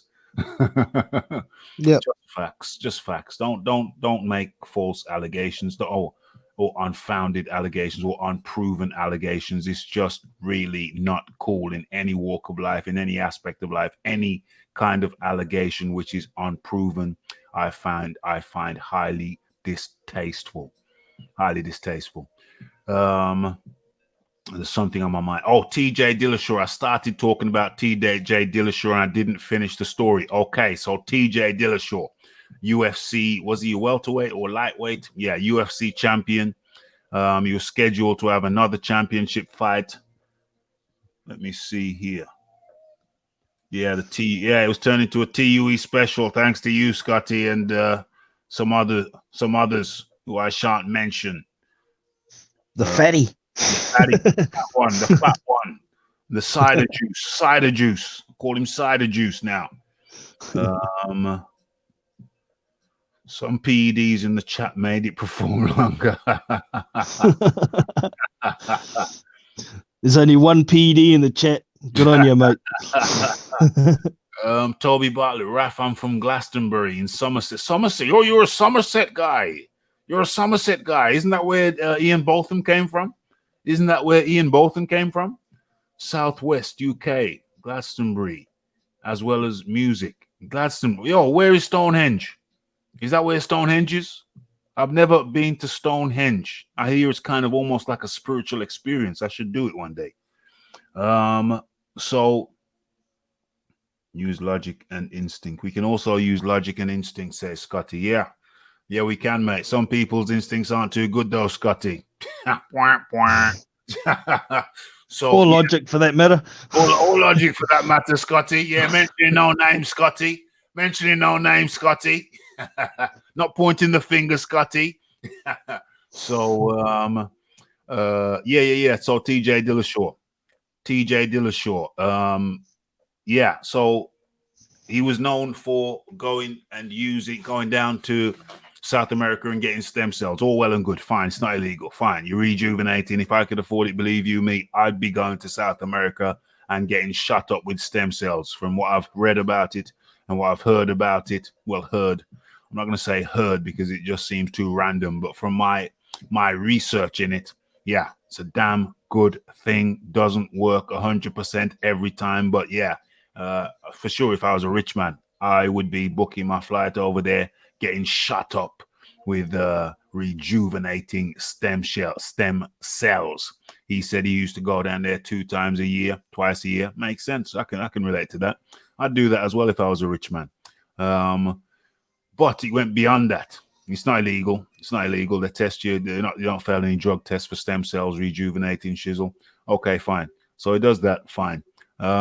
He then pops dirty. Stonehenge looks nice to go to. As Toby Bartlett come back and confirmed, Stonehenge is in that area of the world. So he then is due a fight, or does he due a fight? Or I think he won a fight. Something like that. I don't want to speculate. I can't remember specifically, but he was either due a fight or he failed the post-fight. Yeah, he did. He failed a post-fight test against a guy whose name escapes me, bro. I've done a video on it anyway. I'm starting an MMA playlist, so I'll go back and put the MMA videos in that list, and I'll, in future, going forward, all my MMA stuff will go in the MMA playlist. Okay, so anyway, he fights another guy whose name escapes me, and after the fight, he pops dirty for EPO. Common made popular by Tour de France riders. It gives you more red blood cells, basically shooting more red blood cells into the blood, which the red blood cells are the ones that carry oxygen, so they give you more endurance, as we have seen with the Tour de France guys, as we have seen with Big Belly Jarrell Miller. So why was I talking about TJ Dillashaw? So yeah, a percentage of athletes do use them. TJ Dillashaw was a champion, and so it wasn't a good look for the UFC, for the organization. But to say top athletes are allowed to use it, no. Top athletes get popped when it's not convenient for their relevant or relative or the organization they fight under. Top athletes do get popped. Ben Johnson got popped. He was a top athlete. So to say top athletes don't get popped for drugs is utterly ridiculous. EPO doesn't come from stem cells, does it? No. I thought, because stem cells comes from like aborted baby fetuses, doesn't it? Yeah. There's they can generate them now as well. They can get one stem cell, turn it into two, and what have you. So EPO has nothing to do with the stem cells. Yeah. That was just the EPO story. Was just the lead into the story that he was having stem cells fine, but then he crossed the line. So he went from legal enhancers or legal enhancement procedures to illegal procedures. Drugs. Illegal drugs such as EPO. And I think the point that I was trying to make with that, although I can't be sure, is that top athletes. I think somebody said top athletes don't get popped well, indeed, top athletes do get popped in various sports. So I was just counteracting that supposition, that argument. Tyson Fury got popped. He was a lineal champ at the time, top of the pile, multiple unified. He was unified champ, actually, unified champ. He got popped before he became unified lineal champ and after he became unified. So that's at the top. That's at the top. That's the very top. That's a unified champ. That's a lineal champ getting popped for drugs. So that argument is ridiculous. Big boys boxing as we come to a close. Yeah, I believe it was testosterone, and the excuse was nandrolone. Yeah, which is a type of testosterone that comes from, or can come from, wild boar, and their excuse was eating wild boar meat that hadn't been castrated. I mean, come on. Yeah. Wild boar meat. And then the second one was cocaine, and that was on him. Yeah. So, well, no, that was a wild boar who was obviously, doing a few lines of a Saturday night. That'd be a happy pig. That's happy as a pig and shit. That was one hell of a wild boar. Yeah. But you're just touching on the stem cells leading into the EPO for TJ. I wonder if some people might think that if people use stem cells legally, is that a gateway into possibly using illegal drugs if they start getting a performance enhancement from the stem cells and they start thinking, oh, I need more. So, well, I mean, it's entirely probable. It's entirely probable if you start feeling good off. Having said that, the counter argument, that's an argument. The counter argument is, well, if you feel so good off the stem cells alone, then maybe some people just be satisfied with that. Yeah, that would be smart if it's legal. Yeah, but I mean, if I was a top athlete and money was no object to me, I'd be hopping over to Panama to get my stem cell shots in. Why would you not? Why would you not?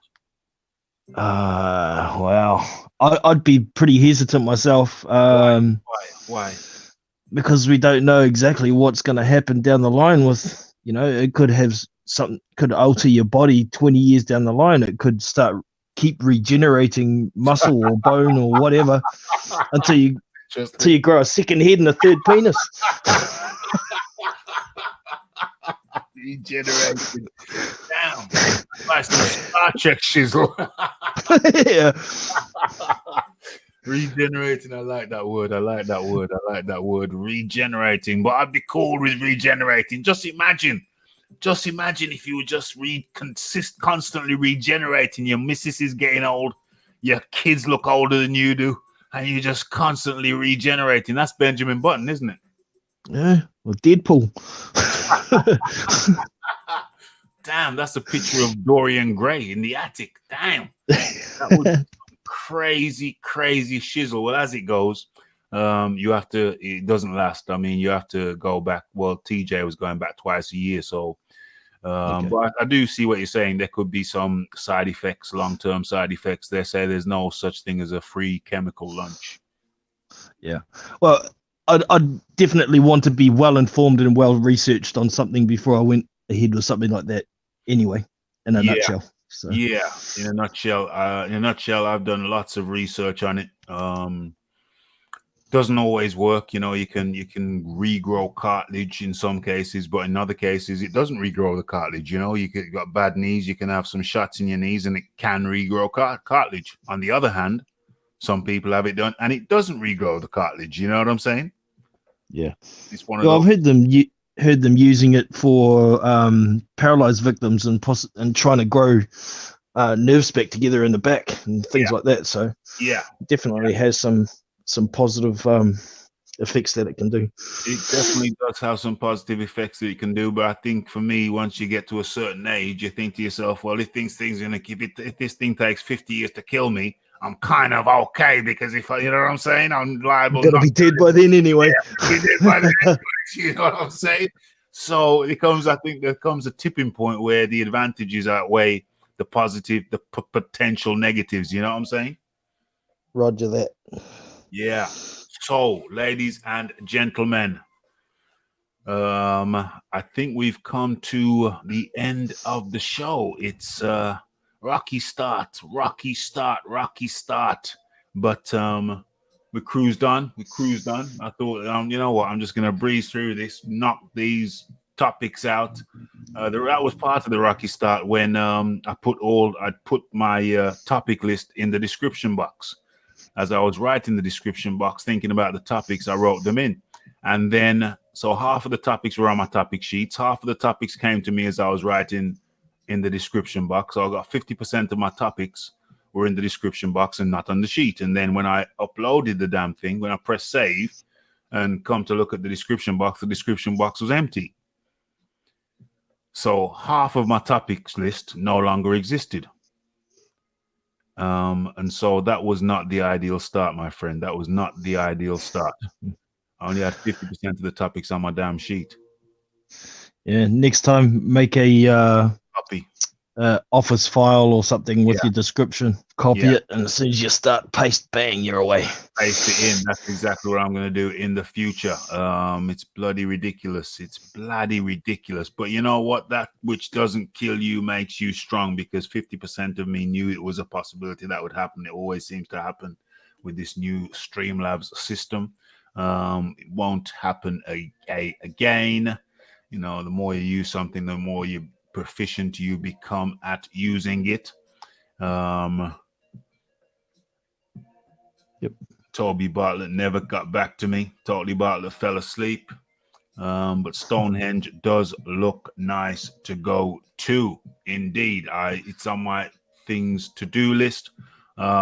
Big Boys Boxing, your final words, my friend. Now we come to the end. It's been a pleasure as usual. Thank you very much for having me. Everybody, if you haven't already, make sure you hit that thumbs up on your way out, and don't forget to subscribe to the channel. And when it comes to Anthony Joshua and Andy Ruiz, don't forget, as Mike Tyson so famously said, everybody has a plan until they get punched in the face. 100%. Thank you, Big Boys Boxing, for joining me.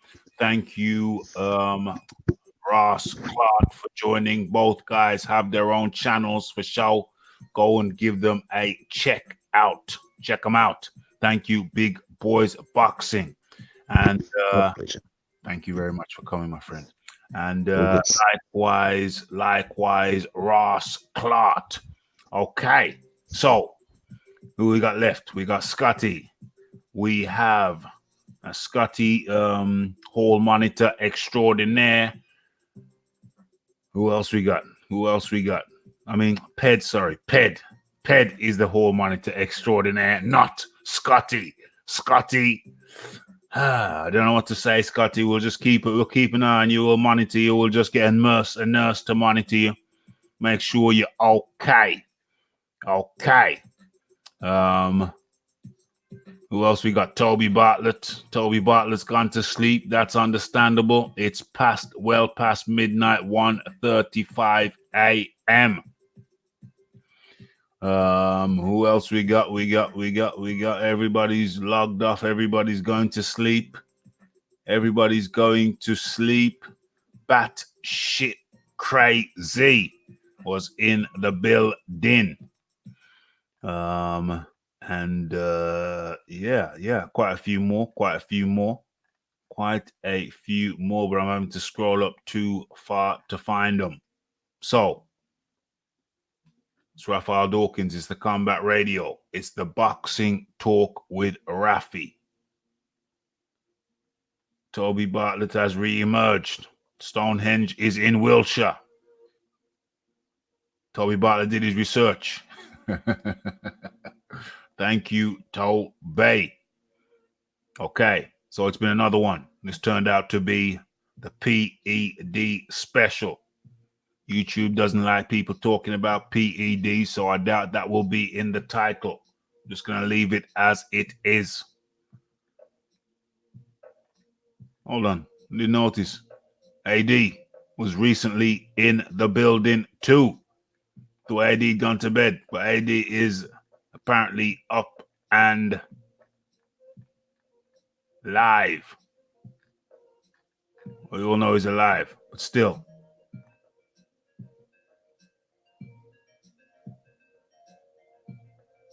Okay. Okay. So that's it. Boxing Talk with Raphie, 54, the PED special. What a crazy, crazy night. Had to get lots of trials. Had to get them on up out of here.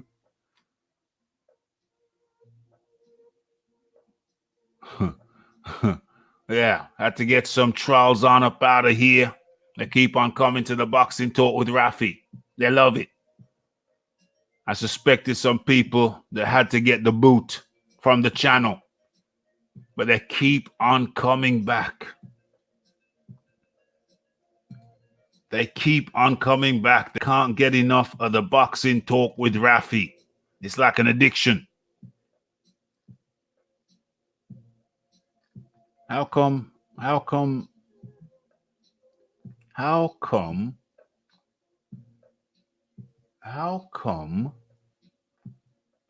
StreamYard link is not picking up the new comments? What's going on? What's going on?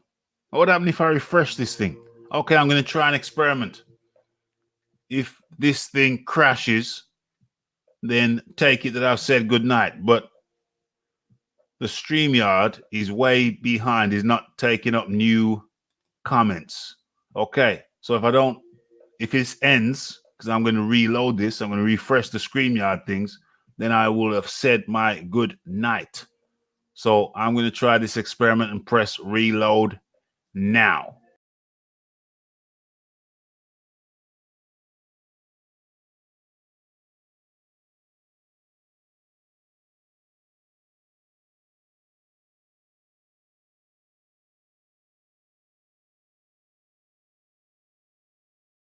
So I don't know.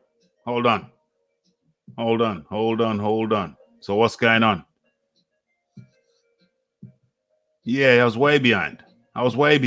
I don't know if I'm still going. I have no idea if I'm still going. I just press reload. So I'm looking at YouTube. Oh, is it gone? Is it gone? Oh. So am I still here? Are we still live? It has worked, Raph. Oh, okay. So let me go back over to stream. Let me go back over to StreamYard. Let me see. You're going, Raph.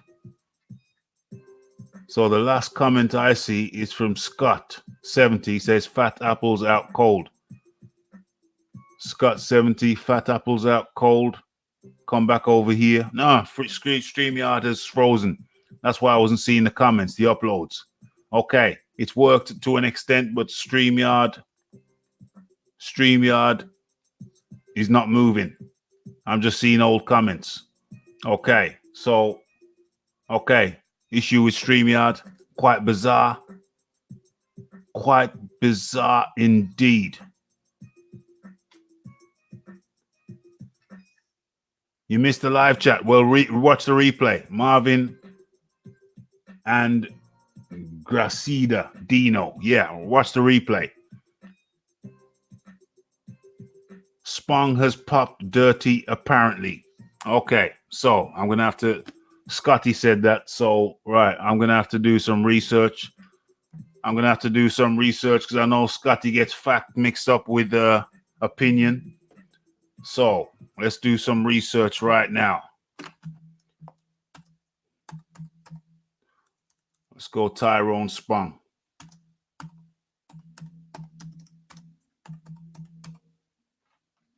Tyrone Spong. News.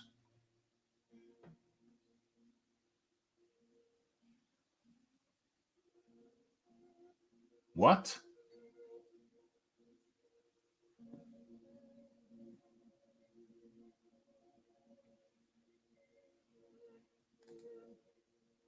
1 hour ago. Oh, bloody hell. Bloody hell. Bloody hell. Oh dear. Oh dear. Big Boys Boxing, take care, but just take this information with you. Tyrone Spong has come back with an adverse finding.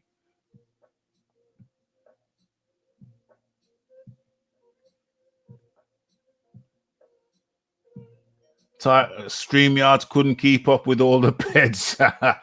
Tyrone Spong has come back with an adverse finding. And to be fair, to be honest with you, Tyrone Spong came up a number of weight classes.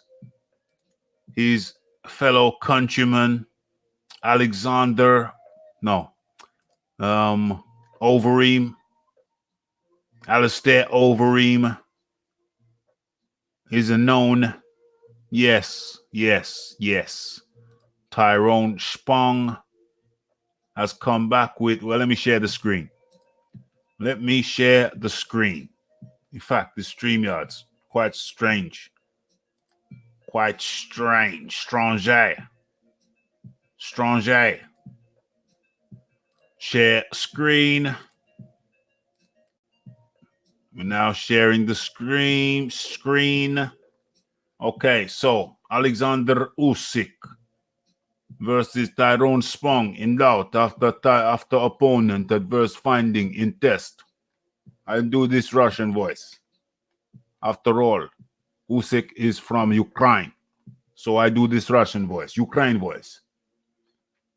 Alexander Usyk heavyweight debut against Tyrone Spong could be cancelled, but the former cruiserweight king will still fight on Saturday in Chicago. That's what Eddie Hearn confirmed early on Tuesday morning. What day is today? Tuesday morning? Oh, yes, Tuesday morning, I suppose. Matchroom boxer promoter confirmed there had been adverse finding in one of Spong VADA test. I'm not surprised. Sorry to say, but, the kickboxers, Hearn tweeted, we have been contacted by VADA to inform us that there has been adverse finding in Tyrone Spong test. It has been sent to the state of Illinois Commission, and further information will be released in morning. We have reserve opponents standing by. Spong was said to be Usyk's first heavyweight opponent since moving from cruiserweight.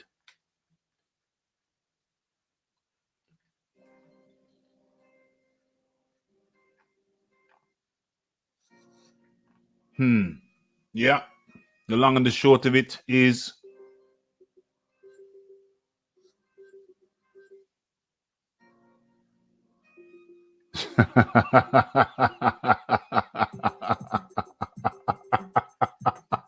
Big Boys Boxing. He says, oh, for FFS. Was that a setup too? Let me stop share.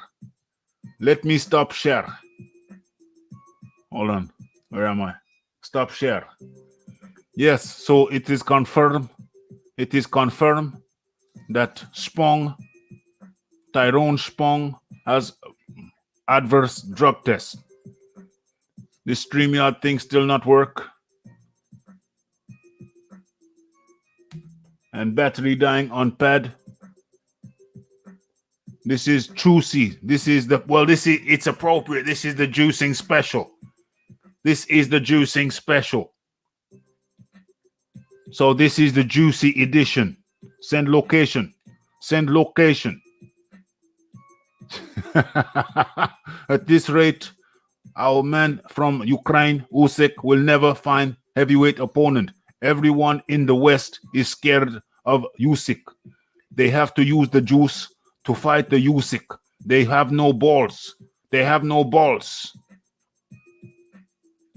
StreamYard cannot keep up with the juice.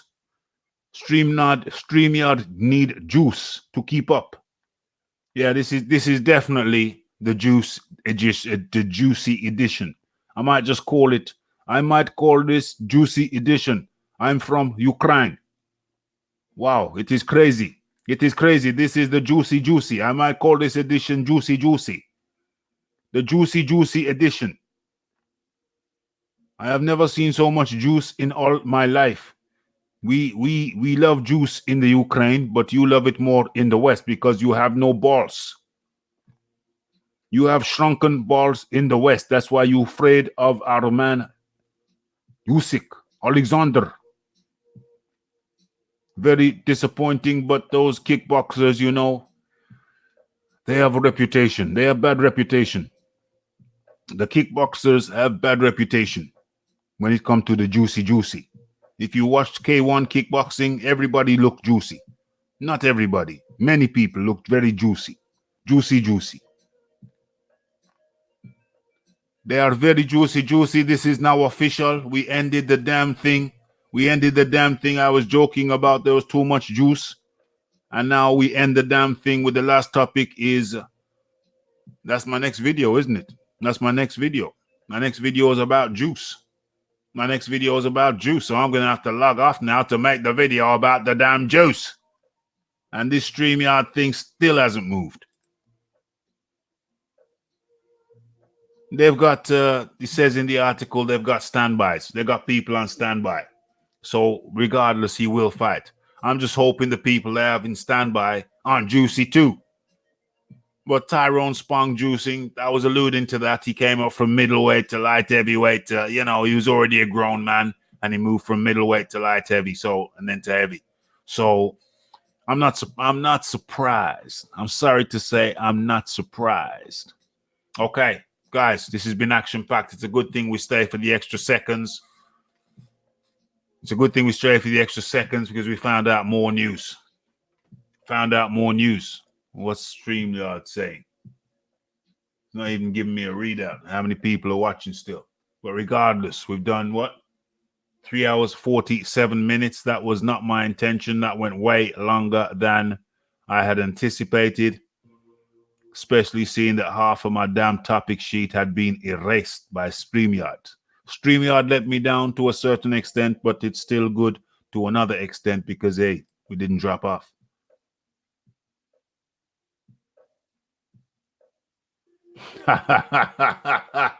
Damn. Scotty is full on it. He is fully on it. Scotty saying that Spong should have said he had been bitten by a spider when Vada arrived. This was breaking news for sure. This was breaking news for sure. It only got released in the last hour. So you know your boy Raphie gonna have to do his duty. And immediately get on the video.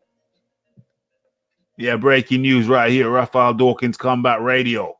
I think we've said our good nights. Ladies and gentlemen, I'm gonna have to have my late night pancakes. Probably about 2 pancakes. Gonna put some lemon juice on it. Only lemon juice. The only juice I'm gonna be using is lemon juice on the pancakes. Gonna chop up a banana, sprinkle that on top, and then and